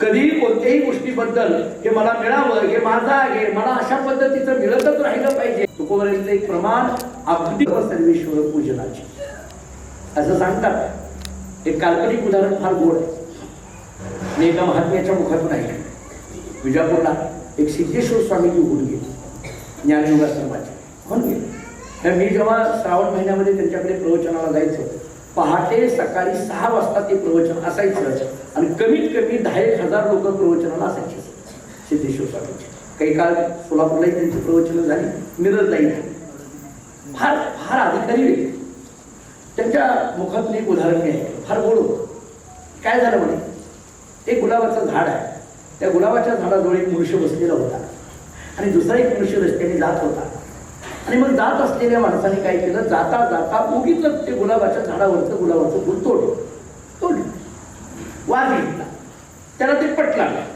खाली टाकलं तुडवलं निघालं सहज जाता जाता विनाकारण ते फुल तोडलं मी कालच बोललो माणसाचे हात गप्प बसत नाही हस्तवाढीची खेळा माणसं गप्प बसत नाही हात अशी गमतीची आहे काही ना काहीतरी कर आमच्याकडे कीर्तनाला पूर्वीच्या काळामध्ये जुन्या काळात ते सुतुडे असायचे बघा आठवत आहेत का बघा म्हणजे जाड सतरंजी असायच्या त्याला सुतळे म्हणायचे दोऱ्याने विणलेल्या त्या आमच्याकडे असायच्या मी एक 4-2 महिन्यानंतर बघितलं तर त्या सुतळ्यामध्ये दोरेच राहिलेले नाही दोरे कुठे गेले पण माझ्या लक्षात आलं ऐकायला बसलेली माणसं बसल्या बसल्या दोरे वाजले करायचे काय माणसं करतील सांगता येत कीर्तनामध्ये तुम्ही बघा आता वारकरी मंडळी आहेत त्यांना माहित असेल ते पकवाज वाजवताना पकवाजाला कणिक लागते आणि ते मग पकवाज वाजताना कणिक उडते ती उडलेली कणिक खाली पडते ती तिथं बसलेला माणूस जो असतो ना त्याचं कीर्तनावर लक्ष नसतं कीर्तनात काय चालले लक्ष नसतं ती पडलेली कणिक सगळी गोळा करतात गोळा केलेल्या कणकीचं बसल्या बसल्या मांजर कर कुत्रा कर त्याचा कार्यक्रम चालू त्याचा हाताला ते म्हणजे हात माणसाची गप्प बसत त्याने गुलाबाचं फूल तोडलं वास घेतला त्याला पटला नाही खाली टाकलं तुडवलं निघून गेला त्या गुलाबाच्या झाडाजवळ एक मनुष्य बसलेला होता त्या माणसाने त्या गुलाबाच्या फुलाकडे पाहिलं आणि गुलाबाच्या फुलाकडे पाहून विचारलं का रे तू त्या माणसाला शाप दिला असेल कारण तुला त्याने तोडलं पायाखाली तुडवलं आणि निघून गेला याचा अर्थ तू त्या मनुष्याला ज्या माणसाने तुला तोडलं पायाखाली तुडवलं त्याला तू शाप दिला असतील म्हटलं त्या की मी देवाच्या डोक्यावर आहे का कोणाच्या हातामध्ये आहे का कोणाच्या पायाखाली तुडवलोय याच्याशी मला काही घेणं देणं नाही दुसऱ्याला द्वेष करणे इतकी जागा माझ्या मनात शिल्लकच नाही पण माणसात तुझं हृदय प्रेमाने इतकं मोकळं ठेवलं की त्याच्यात मत्सराशिवाय काहीच भरलं नाही काहीच भरलं नाही आणि म्हणून चोखोबारायचा अर्थ सांगताना बंका महाराज सांगतात तया अंगी नाही मळ. कोण आहे चोखोबर आहे? चोखा, चोखट निर्मळ. तया अंगी नाही मळ, चोखा सुखाचा आगर, चोखा भक्तीचा आगर, चोखा प्रेमाची माऊली, चोखा कृपेची सावली, चोखा मनाचे मोहन, बंका घाली लोटांगण. बंका म्हणजे मेहुणी त्यांची म्हणतात की मी त्यांना लोटांगण घालतो, असे हे चोखोबर आहे.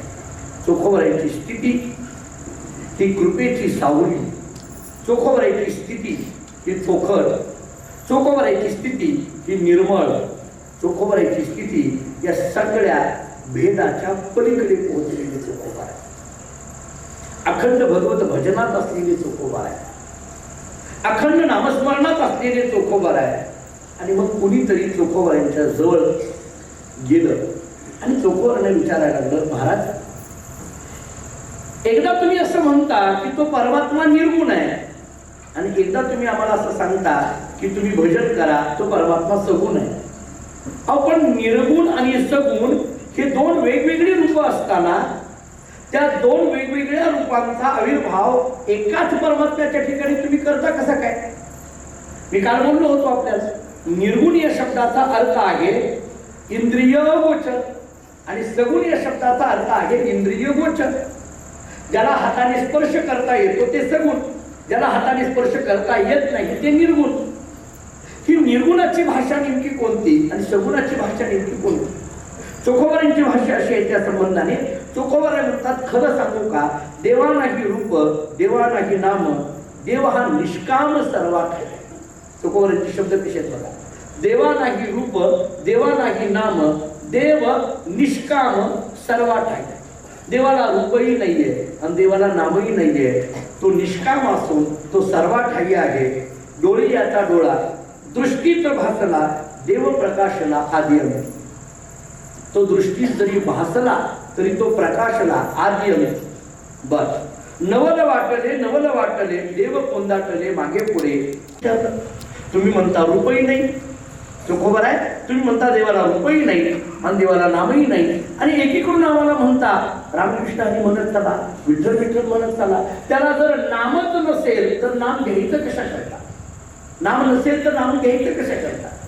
मग चोखोबरांनी सांगितलं, खरं तर तो निर्गुणही तोच आहे आणि सगुणही तोच आहे. म्हटले असं कसं होईल? एकच परमात्मा निर्गुण आणि एकच परमात्मा सगुण असं कसं काय? चोखोबर सांगतात, निर्गुणी सगुण, सगुणी निर्गुण, दोहीचे कारण तेच ठाई. चोखोबरांचे शब्द पहा, निर्गुणी सगुण आणि सगुणी निर्गुण, दोहीचे कारण तेच ठाई. निर्गुण रे सगुण निर्गुण एकू गोविंद. एकच असलेला परमात्मा सगुण आणि एकच असलेला परमात्मा निर्गुण. म्हणजे नेमकं कसं? एक तर त्याला सगुण तरी म्हणा, नाहीतर निर्गुण तरी म्हणा. त्याला सगुणही म्हणताय आणि निर्गुणही म्हणता, हे कसं? मी अनेक वेळेला एक साधं उदाहरण देत असतो, हे पटवून देण्याकरता. कल्पना करा, मंगळवेढ्याहून एसटी पंढरपूरला निघाली. कल्पना करा, बस स्टँड मधून एसटी निघाली. एक म्हणून धावत पळत एसटी मध्ये आला, एका सीटवर बसला. थोडक्यात आणखीन एक दुसरा पुरुष पळत आला, तोही एसटी मध्ये आला, नेमकं त्याच सीटवर बसला जवळ त्याच्या. दोघं काही एका जवळचे नव्हते, नात्यातले नव्हते, गोत्यातले नव्हते, काही नाही. बस स्टँड मधून एसटी बाहेर पडली आणि थोडं बाहेर आल्यानंतर त्या दोघांमध्ये मैत्री झाली. मी तुम्हाला एक गमतीचं वाक्य सांगू, एसटी मध्ये जी मैत्री होती का नाही, ते अगोदर जागेवरनं भांडणं होतात मग मैत्री होती. आता एसटीने जी फिरतात त्यांना माहित असेल, मला तर जास्त अनुभव आहे. अगोदर भांडणं होतात जागेवरनं आपली आणि मग मैत्री होते.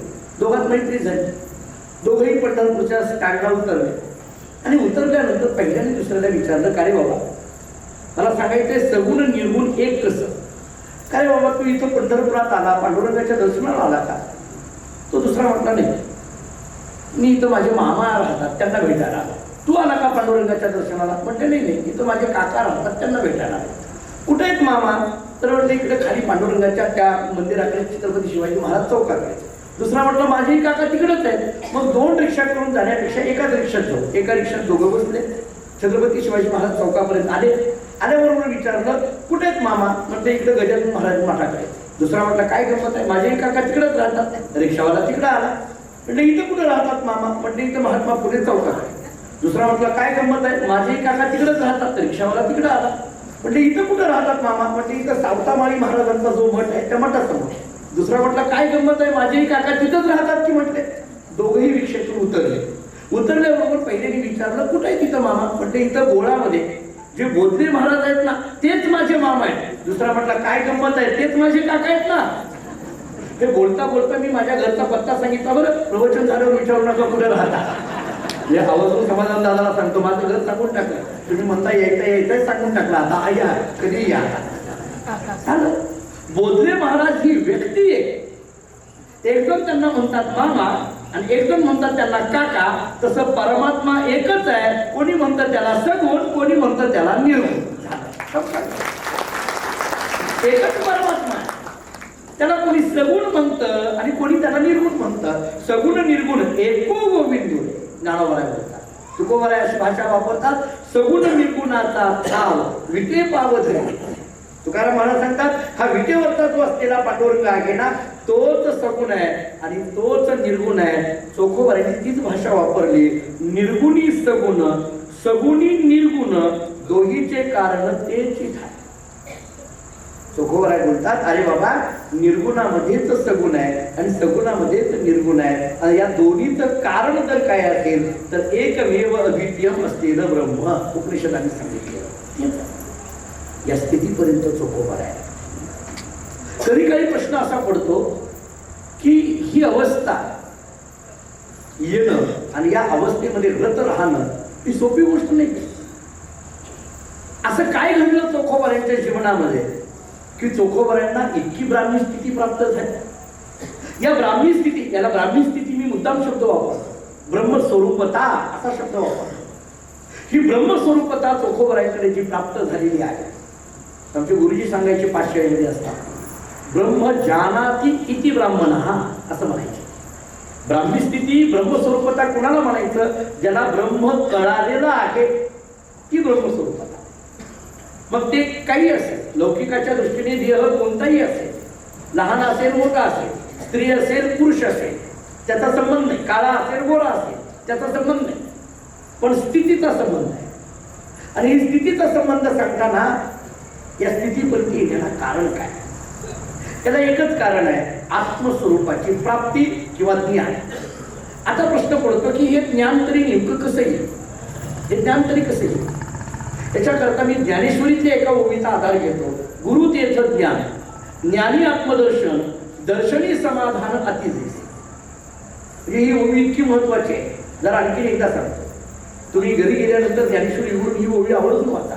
कुठे सांगतो यत्र योगेश्वर कृष्ण यत्र पार्थो धनुर्धरा हा तत्र श्री विजयो भूतिर ध्रुवा नीतिर्मतीर मम. या श्लोकाच्या खाली या ओवीचा विचार ज्ञानोबरायांनी मांडलाय. चंद्र तेथे चंद्रिका, शंभू तेथे अंबिका, सप्त तेथे विवेका, असने कीजे गुरु तेथ ज्ञान, ज्ञानी आत्मदर्शन, दर्शनी समाधान अतिदेश. या ओवीचा सरळ अर्थ एकदा सांगतो आणि मग मागवून अर्थ सांगतो. आणि हा अर्थ चोखोबरायांच्या जीवनात किती भरलेला आहे ते मला मांडायचं.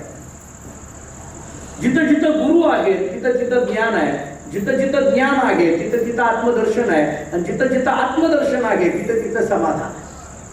मुळात शेवटचा शब्द खूप महत्वाचा आहे, समाधान. मी तुमच्याकडे बघूनच बोलतोय. शेवटचा शब्द खूप महत्वाचा आहे, समाधान. कधी कधी प्रश्न पडतो हे समाधान म्हणजे तरी नेमकं काय? मी जाता जाता समाधान या शब्दाची व्याख्या सांगतो. समाधान ही वस्तूच्या प्राप्तीमध्ये नसतं, वृत्तीच्या स्थिरतेमध्ये असतं. समाधान ही वृत्तीची स्थिरता आहे. आणि म्हणून ही समाधान असावं, शांतता असावी, सुख असावं प्रत्येकाला वाटतं. पण वस्तूच्या प्राप्तीमध्ये समाधान नसतं. एकदा वृत्ती हे निवृत्ती झाली, जनन दिसे तेथे. तुका म्हणे मग नय वृत्तीवरी सुखाचे शेजारी कोण येईल. ही समाधानाची भाषा तुकाराम महाराज वापरतात. मग नय वृत्तीवरी. आता वृत्ती म्हणून राहिली नाही, निवृत्ती झाली. मी जाता जाता धावते एक वाक्य बोलू. निवृत्त वेगळं आणि निवृत्ती वेगळी. आता माझ्यापेक्षा तुम्ही मराठीचे चांगले अभ्यासक आहात. निवृत्ती आणि निवृत्त. मला असं वाटतं वयाची 60 झाल्यानंतर शासन आपल्याला निवृत्त करतं आणि मन एका स्थितीत पोहोचलं की जी स्थिती येते ती निवृत्ती असते. निवृत्त होण्याकरिता वयाची अट आहे, निवृत्ती होण्याकरिता वयाची अट नाही. कारण वृत्ती निवृत्ती होणार नाही. आणि मग ही जी समाधानाची स्थिती आहे, निवृत्ती होण्याची स्थिती आहे, हे येईल कशात? प्रत्येकाला वाटतं मला समाधान हवं आहे, शांत हवं आहे, सुख हवं आहे. हे नेमकं आहे तरी कुठं? कधी कधी प्रश्न पडतो, हे कुठं शोधावं लागणार आहे, हे कुठून आणावं लागणार आहे, त्याला हे मिळणार तरी कुठं आहे? मग नेहमीच एक प्रमाण आपल्या ऐकण्यातलं आहे, तुझं आहे तुझं पाशी परी तू जागा चुकलास.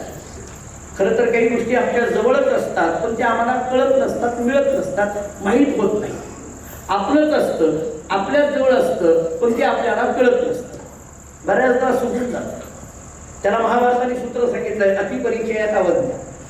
खरं तर सुख शांती ही आतच आहे, हे काही वेगळीकडे शोधायची गरज नाही. तो काही असा विशिष्ट आकारवान पदार्थ नाही की तो कुठल्या तरी दुकानातून विकत घ्यावा. असं कुठलं तरी मला मंगळवेढ्यामध्ये दुकान दाखवा की ज्या दुकानावर बोर्ड लिहिलेला आहे इथे 2 किलो सुख मिळेल. आहे का कुठं बोर्ड? नाही. सुख कुठल्या दुकानात मिळत नसतं. सुख कुठं दुकानात मिळणार नाही, शांती कुठल्या दुकानात मिळणार नाही. ही स्थिती आहे, ही एक अनुभूती आहे. आणखीन जरा थोडं पुढे बोलतोय. हे सुख घ्यायचं असेल, ही शांततेचा अनुभव घ्यायचा असेल, ही समाधानाची अवस्था प्राप्त करायची असेल तर ज्यांच्याकडे हे आहे त्यांनाच मागावं आहे. आपल्याला सुख मागायचं आहे ना, तर दुःखाने भरलेल्या संसाराला मागून उपयोग नाही. सुख मागायचं असेल तर सुख वाटण्याचं सामर्थ्य ज्या संतांकडे आहे त्यांच्याकडे जावं लागेल. दाताला दुकान देती आली अशी दान, संत उदार उदार भरले अनंत भांडार. तुकोबारांचे शब्द आहे. आम्हाला सुख पाहिजे, ज्ञानोबारांना विचारा. आम्हाला सुख पाहिजे, चोखोबारांना विचारा. आम्हाला सुख पाहिजे, नरहरी सोनारांना विचारा. आम्हाला सुख पाहिजे, तुकोबाराय नामदेवांना विचारा. ते नक्की देतील, कारण त्यांच्याकडे आहे. एक व्यवहाराचं वाक्य सांगू धावतं, जी वस्तू ज्याच्याकडे आहे मागावी. जी वस्तू ज्याच्याकडे आहे ती वस्तू त्याच्याकडे मागावी. जे ज्याच्याकडे आहे ते त्याच्याकडे मागावं. म्हटलं तर बघ, जे ज्याच्याकडे आहे ते त्याच्याकडे मागावं. ज्या त्या क्षेत्रातलं ज्याच्या त्याच्याशी बोललं की बरं असतं. ज्याच्या त्याच्या आवडीचे विषय. आता मला सांगा, 2 शिक्षक एकत्रित आले, त्यांच्या बरोबर जर शिक्षणाची चर्चा केली, शिक्षकाला जर आपण एखाद्या शैक्षणिक दृष्टीने विचारलं, त्यांना आनंद वाटेल, त्यांचा तो आवडीचा विषय. आता इथं सगळी बऱ्यापैकी शिक्षक मंडळी आहे, विचारलं कोणत्या फॅकल्टीला जाऊ मी, आर्ट घेऊ का सायन्स घेऊ का कॉमर्स घेऊ, त्यांना बरं वाटेल, कारण त्यांच्या आवडीचा विषय आहे. किंवा बँकिंग क्षेत्रातली मंडळी आहेत, सर आहेत, मॅडम आहेत, त्यांना आता बँकिंग मधलं चांगलं कळतं, त्यांना आपण विचारलं की बाबा नेमकं कोणत्या कर्ज घेऊ, कसं करू, कोणती एफडी करू, काय करू, कोणत्या पद्धतीने करू, त्यांच्या आवडीचा विषय, त्यांना त्यातलं बरं वाटेल. आता समाधान दादा इथं आलेले आहेत, त्यांना विचारा कसं नेमकं पुरलं आहे, त्यांच्या आवडीचा विषय आहे. किती होणार आहे का नाही होणार आहे, काय बोलायचं त्यांना माहिती, त्यांच्या आवडीचा विषय. आता मी कीर्तनकार आहे, प्रवचनकार आहे, तुम्ही मला प्रवचन झाल्यावर काय विचारलं पाहिजे की ज्ञानेश्वरीतली ओवी सांगा, ही गात्यातला अभंग सांगा, ही वेदांताची प्रक्रिया. मला आवडेल ना. माणसं ती मला एकाने विचारलं, मला तुमचं लग्न काय घेणं देणं तुम्हाला, किती मुलं आहेत तुम्हाला, किती मुलं, गरज काय आहे? प्रपंचातच बोलायचं होतं तर घरी प्रपंच काही कमी आहे का, या मंडपात येण्याची काय गरज आहे? याच्या सुख पाहिजे, समाधान पाहिजे, आनंद पाहिजे, तर ते ज्यांच्याकडे आहे त्यांच्याकडेच आपण गेलो पाहिजे, त्यांनाच विचारलं पाहिजे. मी गमतीने सांगत असतो, सकाळी घरातला मालक घरातून बाहेर पडला, बायकोने सांगितलं किराणा माल घेऊन घ्या. दुसऱ्या दिवशी निघाला, तिने सांगितलं औषधी घेऊन घ्या. तिसऱ्या दिवशी निघाला, तिने सांगितलं कपडे घेऊन घ्या. एके दिवशी वैतागून गेला आणि तो म्हटलं, हे बघ, रोज घरातून बाहेर पडलं की किराणा घेऊन या, औषधे घेऊन या, कपडे घेऊन या, रोज असं मागत राहते. कधीतरी बुद्धिमान, कधीतरी बुद्धिमान. तिने एका वाक्यात सांगितलं, ज्याच्याकडे जे आहे तेच मागावं. जाऊ द्या, द्या सोडून विषय. आता माझा काय आनंद मागायचा आहे आम्हाला, कुठे जावं, ज्यांचं आनंद हे स्वरूप आहे त्यांच्याकडे गेलं पाहिजे. चोखोबारा या अवस्थेपर्यंत का पोहोचतात? कारण चोखोबारा ज्यांच्या सहवासात आहे, तो सहवास जरा डोळ्यासमोर घ्या. चोखोबारा म्हणतात, मला या स्थितीपर्यंत ज्यांनी पोहोच केलं ते माझे गुरु नामदेव आहे. तुकोबारांचे शब्द असे आहेत, धन्य धन्य नामदेवा माझा निरसला भेव, विठ्ठल मंत्र त्रिअक्षरी खुन सांगितली निर्धारी, ठेवोनी माथा हात दिले माझे मज हित, दावी येला तारू चोखा म्हणे माझा गुरु. चोखोबारांनी नामदेव यांचं गुरुत्व कशा पद्धतीने स्वीकारलं. चोखोबारा सांगतात, मला या स्थितीपर्यंत घेऊन जाण्याला कारण जर कोण असतील तर ते माझे गुरु आहे. माझ्यावर गुरूंची असलेली जी कृपा आहे त्याच्यामुळे मी हे जे बोलायला लागलोय, निर्गुणही तोच आहे, सगुणही तोच आहे, हे सगळं बोलायला लागलो, याचं कारण माझे गुरु आहे. मी आपल्याला धावतं एक वाक्य सांगतो, गुरु हे एक तत्व असतं. गुरु व्यक्ती नसते, गुरु तत्व असतं.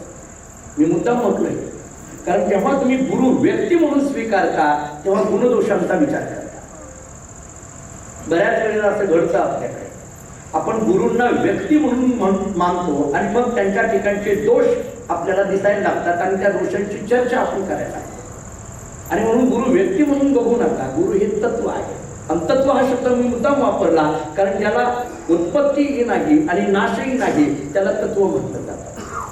व्यक्ती जन्माला येत असेल, व्यक्ती जात असेल, पण त्या व्यक्तीच्या ठिकाणी असलेले जे गुरुत्व आहे ते मात्र अबाधित असतं. ते जे गुरुत्व आहे ते अबाधित असतं. आणि म्हणून चोखोबारांनी आपलं गुरुत्व ज्यांच्याकडे पाहिलंय ते नामदेव आहे. धन्य धन्य नामदेव माझा निरसना भेद, चोखोबाराय म्हणतात. नामदेवराय हे धन्य आहे आणि माझं जीवन त्यांनी धन्य करून टाकलंय. कारण माझा निरसना भेद, भेव या शब्दाचा अर्थ भय. माझं भय निघून गेलं. माझ्यावर नामदेवरायांची कृपा झाली आणि म्हणून माझ्या ठिकाणी असलेलं भय निघून गेलं. मला कधी कधी प्रश्न पडतात, हे भय नेमकं कोणतं निघून गेलं? हे भय तरी नेमकं काय आहे? भयाची निर्मिती कशात होते? ऐका, स्वभिन्नता, घातकता आणि प्रबलता ही भयाची 3 कारणं सांगितली जातात. भय शब्दाची व्याख्या एकनाथी भागवतामध्ये अशी आलेली आहे, बळी मिळवणी समस्त आत्मविषयो विभांडू पाहत तेने कासाविस होय चित्त भय निश्चित या नाव, असं सांगितलं. प्रत्येकाला कशाचं ना कशाचं तरी भय आहे. जो रूपवान आहे त्याला वृद्धावस्थेचं भय आहे. जो कुलवान आहे त्याला अधपतनाचं भय आहे. जो धनवान आहे त्याला चोराचं भय आहे. आणि मनुष्य शरीराला मरणाचं भय आहे. सगळ्यात मोठं भय सांगितलं जातं ते मरणाचं. कबीर महाराजांचा एक हिंदीमध्ये दोहा फार गोड आहे. ज्यावेळेस तो कुंभार त्या मातीला तुडवत असतो, कुंभार जेव्हा मातीला तुडवत असतो, ते मडकी तयार करण्याकरता माती तयार करायची आता तुडवत असतो, तेव्हा ती माती त्या कुंभाराला काय म्हणते याचा अनुवाद कबीरांनी केलाय.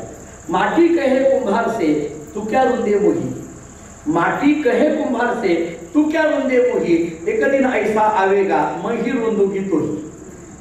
माती कुंभाराला म्हणते, अरे कुंभारा तू काय मला तुडवतोस, एक दिवस असा येणार आहे की तीच तुला सावडणार आहे. माती कहे कुंभार. या मनुष्य शरीराला भय जे आहे ते मरणाचं आहे. चाणक्य नीतीमध्ये एक श्लोक आहे, फार गोड आहे. चाणक्य नीती अशी सांगते, उद्योगे नास्ती दारिद्र्यम जपतो नास्ती तापकम मौनेन कलहो नास्ती नास्ती जागरितो भयम. 4 गोष्टी सांगितल्या. उद्योगे नास्ती दारिद्र्यम 1, जपतो नास्ती तापकम 2, मौनेन कलहो नास्ती 3, नास्ती जागरितो भयम 4. सरळ सरळ अर्थ सांगतो. जो नेहमी उद्योगामध्ये आहे त्याच्या जीवनामध्ये कधी दारिद्र्यता येत नाही. जो नामस्मरणामध्ये आहे त्याच्या जीवनामध्ये पाप शिल्लक राहत नाही. ज्यांनी मौन धारण केलं त्याच्या जीवनात भांडणच होत नाही. आणि ज्याला आत्मस्वरूपाची जागृती झाली त्याला मृत्यूचं भय कधी स्पर्श करत नाही. चाणक्य नीती सांगते. जो उद्योगामध्ये आहे त्याच्या जीवनात दारिद्र्यता येत नाही. जुन्या काळातली मंडळी, काही आम्ही कॉलेजमध्ये असताना जे ऐकलं, मोटिवेशनल स्पीच देत असताना ते असं म्हणायचे की माणसाने कामात असलं पाहिजे. आणि मग आपली इंग्रजीतली नेहमीची मन सांगितली जाते, एम्प्टी माइंड इज डेव्हिड्स वर्कशॉप. रिकामं मन हे सैतानाचं घर असतं. आणि काही ना काहीतरी कामात असावं लागतं. माणूस रिकामा असला की नको ते गोष्टी सुचायला लागतात आणि मग त्याच्यातून नको ते माणसाकडून घडायला लागतं. माणसाचं दारिद्र्य जायचं असेल तर शास्त्र सांगतं नेहमी उद्योगात राहा, काही ना काहीतरी उद्योगात राहा, कामात राहा.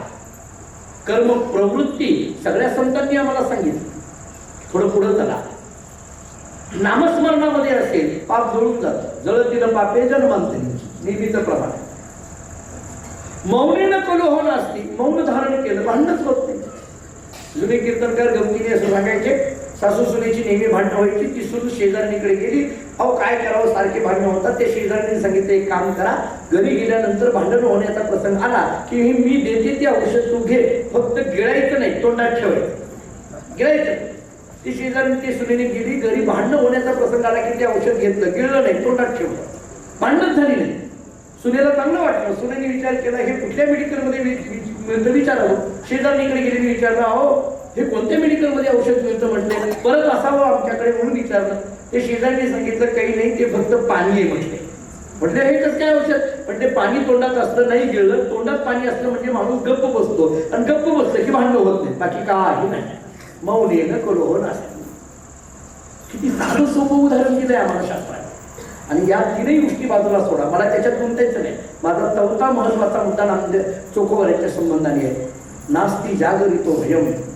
शास्त्र सांगतं ज्याला आत्मस्वरूपाची जागृती झाली त्याला मृत्यूचं भय निघून गेलं.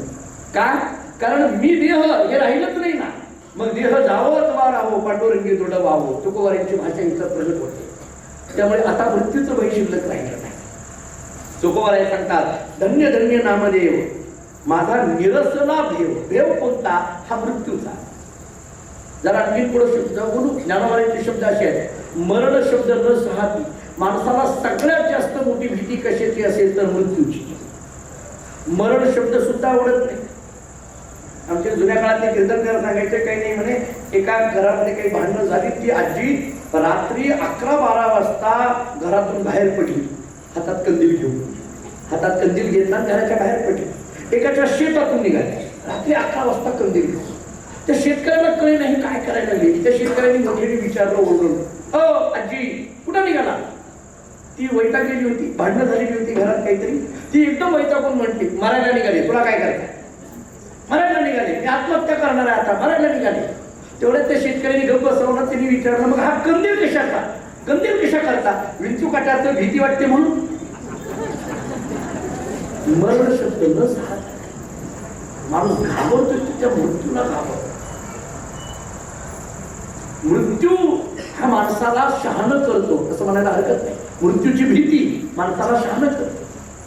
अनेक उदाहरण आहेत या संबंधाने, मला जास्त वेळ घ्यायची नाही. खरं तर आमचे गुरुजी सांगायचे माणसाने 2 गोष्टी विसराव्या आणि 2 गोष्टी लक्षात ठेवाव्या. आमचे गुरुजी सांगायचे 2 गोष्टी विसराव्या आणि 2 गोष्टी लक्षात ठेवाव्या. ऐका, काय विसरावं? 2 गोष्टी विसराव्या. आपण एखाद्यावर केलेला उपकार विसरावा. आपण एखाद्यावर केलेला उपकार विसरावा आणि दुसऱ्यांनी आपल्यावर केलेला अपकार विसरावा. दोन्ही विसरावे. उपकारही विसरावा आणि दुसऱ्यांनी आपल्यावर केलेला अपकारही विसरावा. का? आमचे गुरुजी असं सांगायचे, जर आपण केलेला उपकार आपल्या लक्षात राहिला तर अहंकार निर्माण होतो.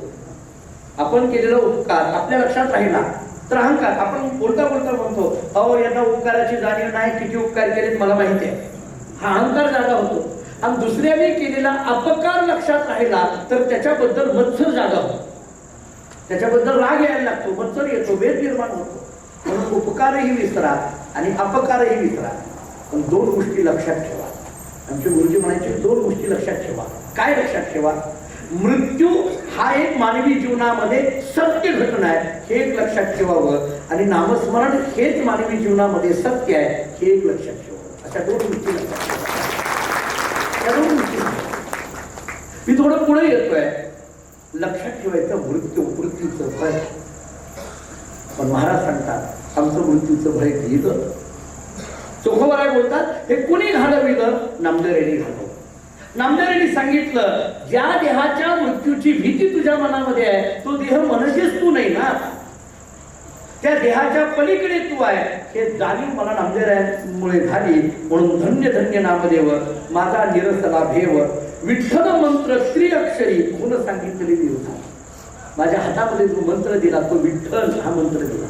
चोखोबाराय सांगतात मला बाकी मंत्र माहित नाही कोणता. मी एकाच मंत्राने जगत आलोय आणि तो मंत्र माझा कोणता आहे तर 3 अक्षराचा मंत्र आहे आणि तीन अक्षर म्हणजे विठ्ठल अशी आहे. मी जरा थोडं आणखी बारीक बोलतो. मला एक सुचलेला भाव सांगतो. आपण मोठी जाणती मंडळी आहात म्हणून बोलतो. कधी कधी प्रश्न पडतो हे विठ्ठल या शब्दाचा तरी अर्थ काय. आपण सगळे विठ्ठलाचे भक्त आहोत. मंगळवेढा हे विठ्ठल नगरीच्या जवळ आहे. काय विठ्ठल या शब्दाचा अर्थ आहे मी तुम्हाला अर्थ सांगतो मला जे वाटले ते. आणि त्याच्यातला दुसरा अर्थ हा चोखोबरांच्या चरित्राच्या दृष्टीने महत्वाचा आहे ते सांगतो. एक अर्थ पहिल्यांदा सांगतो तो सरळ आहे साधा आहे काही त्याच्यात विशेष आहे असं नाही. पण एक अर्थ आहे का पहिला त्याला एक संस्कृत श्लोक असा आहे. विठ्ठल या शब्दामध्ये 3 अक्षर आहेत वि ठ आणि ल. विकारो विदाथाय ठकारो नीलकंठः नकारो लक्ष्मीकांतः विठ्ठला विधिनीयते. विकारो विदाथाय ठकारो नीलकंठः नकारो लक्ष्मीकांतः विठ्ठला विधिनीयते. विविधाता म्हणजे ब्रह्म. विविधाता म्हणजे ब्रह्मदेव. ठ नीलकंठ म्हणजे शंकर आणि ल लक्ष्मीकांत म्हणजे विष्णू म्हणजे ब्रह्मा विष्णू आणि महेश या 3 देवतेचं एकत्रीकरण म्हणजे हा विठेवर असलेला विठ्ठल. हा विठ्ठल शब्दाचा एक अर्थ. हा एक अर्थ. आता दुसरा अर्थ फार महत्वाचा. हा एक कळाला आपल्याला. जरा बारीक आहे का दुसरा अर्थ. चोखोबरांच्या चरित्रात किती गोड पद्धतीने बसतो. कधी कधी आपल्याला जो विठ्ठल आपला वाटतो ना आज इथं बसलेल्यापैकी लहानांपासून थोरापर्यंत आणि स्त्रियांपासून पुरुषांपर्यंत सगळ्यांना असं वाटतं की या जगाच्या पाठीवर एकच दैवत असं आहे की जे आपल्याला आपलं वाटतं. आम्ही सरळ जाऊ शकतो पांडुरंगाच्या मंदिरामध्ये आणि त्या पांडुरंगाच्या चरणावर नतमस्तक होतो आणि माघारी येतो. बरं लागतं काय त्याला पत्रम पुष्पम फलम तो संपलं. गीता सांगते एक तुळशीची हार घेऊन गेलो तरी पुष्कळ झालं. नाही काही घेऊन गेलो तरी झालं. अंतःकरणातला भाव देवा कारणे भाव तस्मात द्यावे नळगे फारसे वित्त संपलं. आता काय आहे दुसरा अर्थ. मी पुन्हा आपल्याला थोड्या मराठी व्युत्पत्तीच्या प्रकाराकडे घेऊन जातो. शब्दांचा अर्थ लागताना 2 पद्धतीची व्युत्पत्ती सांगितल्या जातात. एक लौकिक व्युत्पत्ती असते आणि दुसरी अलौकिक व्युत्पत्ती असते. लौकिक व्युत्पत्ती या शब्दाचा अर्थ आहे अक्षरातून निघालेला अर्थ. म्हणजे विठ्ठल या शब्दाचा अर्थ करताना वीचा अर्थ काय ठ चा अर्थ काय आणि ल चा अर्थ काय. आता व्युत्पत्तीने निघालो तर आपल्याला असं करता येईल. वि या शब्दाचा अर्थ आहे विविध म्हणजे ज्ञान. वि म्हणजे विद हा धातू आहे संस्कृत मध्ये आणि या विद या धातूचा अर्थ आहे ज्ञान. विद म्हणजे ज्ञान. विचा अर्थ झाला ज्ञान. आता पुढचा शब्द कोणता ठ. ठाण म्हणजे शून्य.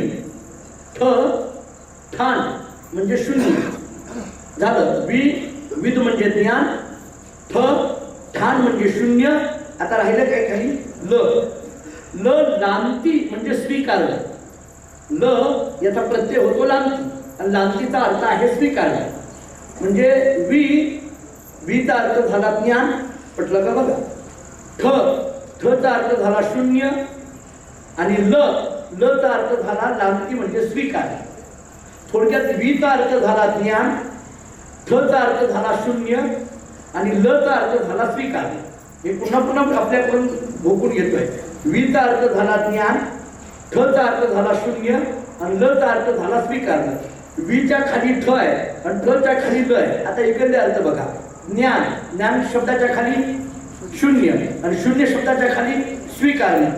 ज्ञान शून्य स्वीकारलं म्हणजे एखादा ज्ञान शून्य जरी आला तरी सुद्धा त्याचा जो स्वीकार करतो त्याचं नाव विठ्ठल.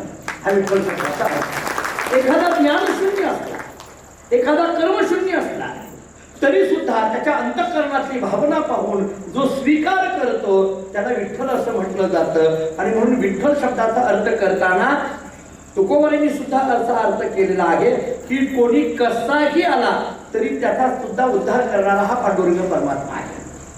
कोणी कसाही आला जो मज होय अनन्य शरण त्याचे मी निवारी जन्म मरण ज्ञानेश्वरी सांगते आम्हाला. आणि म्हणून असा विठ्ठल शब्दाचा अर्थ असलेला हे विठ्ठल 3 अक्षराचा मंत्र चोखोबारा सांगतात. नामदेवांनी माझ्या हातामध्ये दिला आणि म्हणून शेवटी सांगतात दावी येला तारू चोखामध्ये माझा गुरु. नामदेव कोण आहे तर माझे गुरु आहे. आपल्या गुरूंविषयीचा आदर काय असावा हे चोखोबरांकडून शिकावं. आपल्या गुरूंविषयीची भावना काय असावी हे चोखोबरांकडून शिकावं. आपल्या गुरूंविषयी श्रद्धा किती असावी हे चोखोबरांकडून शिकण्यासारखं आहे. आणि मग एका गुरुत्व पदाला पोहोचलेली नामदेव आहे. चोखोबरांना शिष्य करून घेतात एवढं नाही. तीर्थवळीचं प्रकरण वाचलं तर ज्ञानेश्वर महाराजांच्या बरोबर नामदेवरायांच्या बरोबर तीर्थवळी करता चोखोबराय सुद्धा होते असेही उल्लेख अन्य ठिकाणी आपल्याला सापडतात.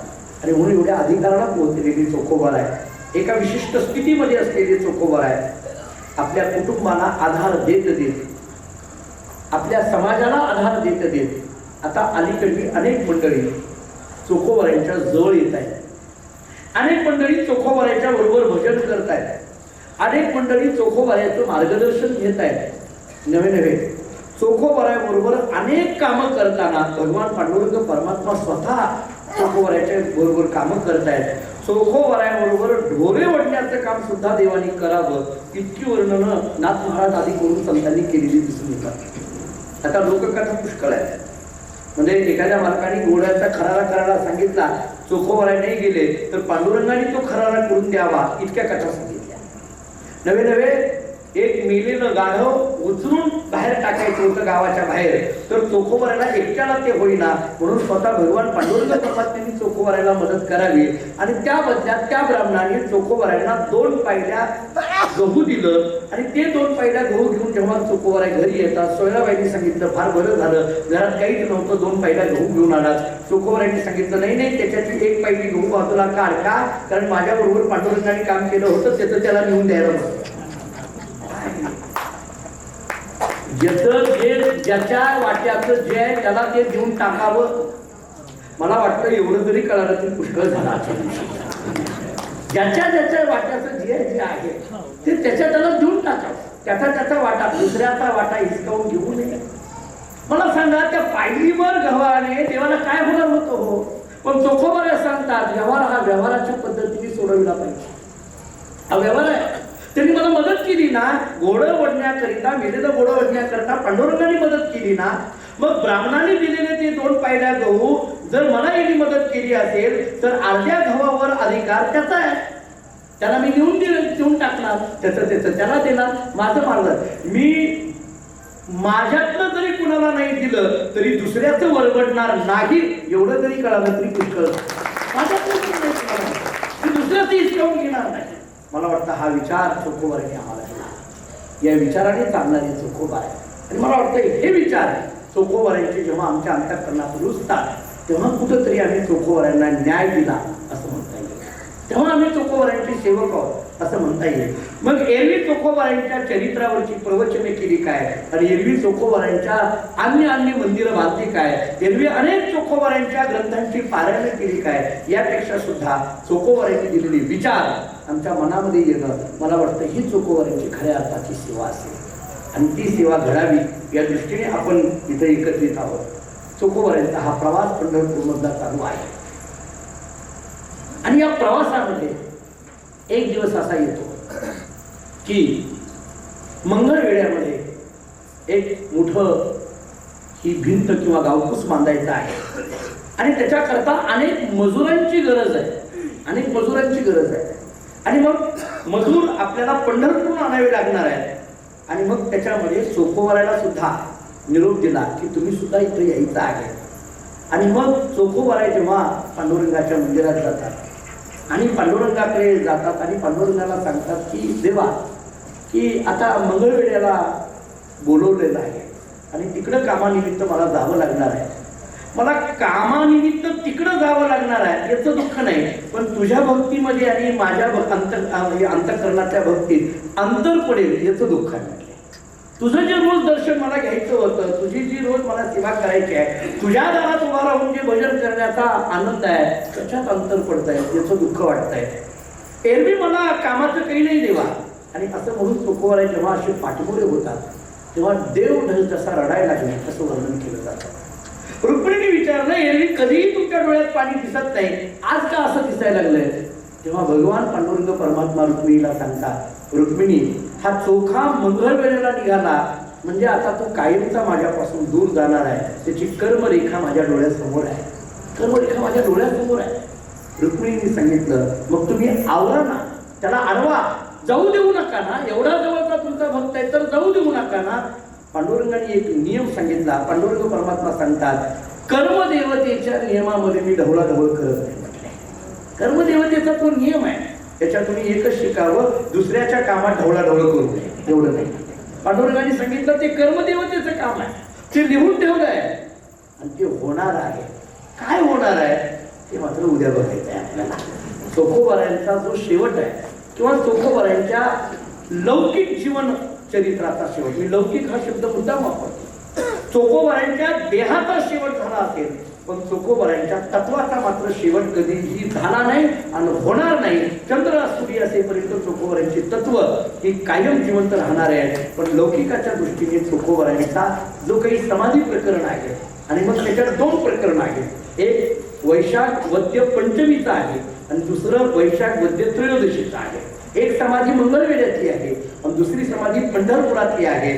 मंगळवेढ्यातली समाधी नेमकी काय आणि पंढरपुरातली समाधी नेमकी काय, चोखोबारायांची समाधी ही का ती किंवा अन्य, अशी जी प्रश्न निर्माण होतात त्या सगळ्या प्रश्नांचा थोडा तात्विक विचार म्हणजे एकंदरीत चोखोबारायांची जीवनयात्रा नेमकी कशी आहे आणि मंगळवेढ्यातलं चोखोबारायांचं काय कार्य आहे याचा थोडासा विचार आपल्याला करायचा आहे. तो उद्याच्या प्रवचनामध्ये करू. आजची वेळ माझी संपली, इथंच थांबतो. चोखोबारायांच्या चरित्राचं आणि तत्वज्ञानाचं चिंतन करत असताना अनेक विषयांचा परामर्श घेण्याचा प्रयत्न चोखोबारायांच्या अभंगाच्या माध्यमातून, सोयराबाई बंकाळ यांच्या अभंगाच्या माध्यमातून आपण करतो आहोत. याचा जो काही सांगता समारंभ आहे तो उद्या आहे. गेली 4 दिवस झालं कैलासवासी निलाई यांच्या पुण्यस्मरणानिमित्त धनश्री परिवार सीताराम परिवाराच्या वतीने ही प्रवचनमाला इथं आयोजित आहे. हे गेली 7-8 वर्ष झालं या मंगळवेढ्यामध्ये विविध ठिकाणी, काही काळमध्ये गावामध्ये एका मंगल कार्यालयात होतो, कधी बाहेर होतो, कधी आत होतो, कुठेही असेल, पण मंगळवेढ्यामध्ये ही प्रवचनं व्हावी आणि आपण सगळेजण मोठ्या संख्येने या प्रवचनाच्या श्रवणाकरिता उपस्थित आहात. विविध क्षेत्रातली मंडळी इथं उपस्थित आहेत, म्हणजे राजकीय क्षेत्रातली असतील, सामाजिक क्षेत्रातील असतील किंवा आपण शैक्षणिक क्षेत्रातील असाल, वकिली क्षेत्रातील असाल, माता भगिनी विशेष करून पुष्कळ मोठ्या संख्येने इथं उपस्थित आहेत. आपल्या सर्वांच्या चरणी या ठिकाणी नतमस्तक होतो. उद्या सायंकाळी बरोबर 6 वाजता आपण समारोपीय सत्राला आरंभ करणार आहोत. आपण सर्वांनी उपस्थित राहावं एवढीच भावना या ठिकाणी व्यक्त करून या ठिकाणी थांबतो. पुंडलिक वरद श्री ज्ञानदेव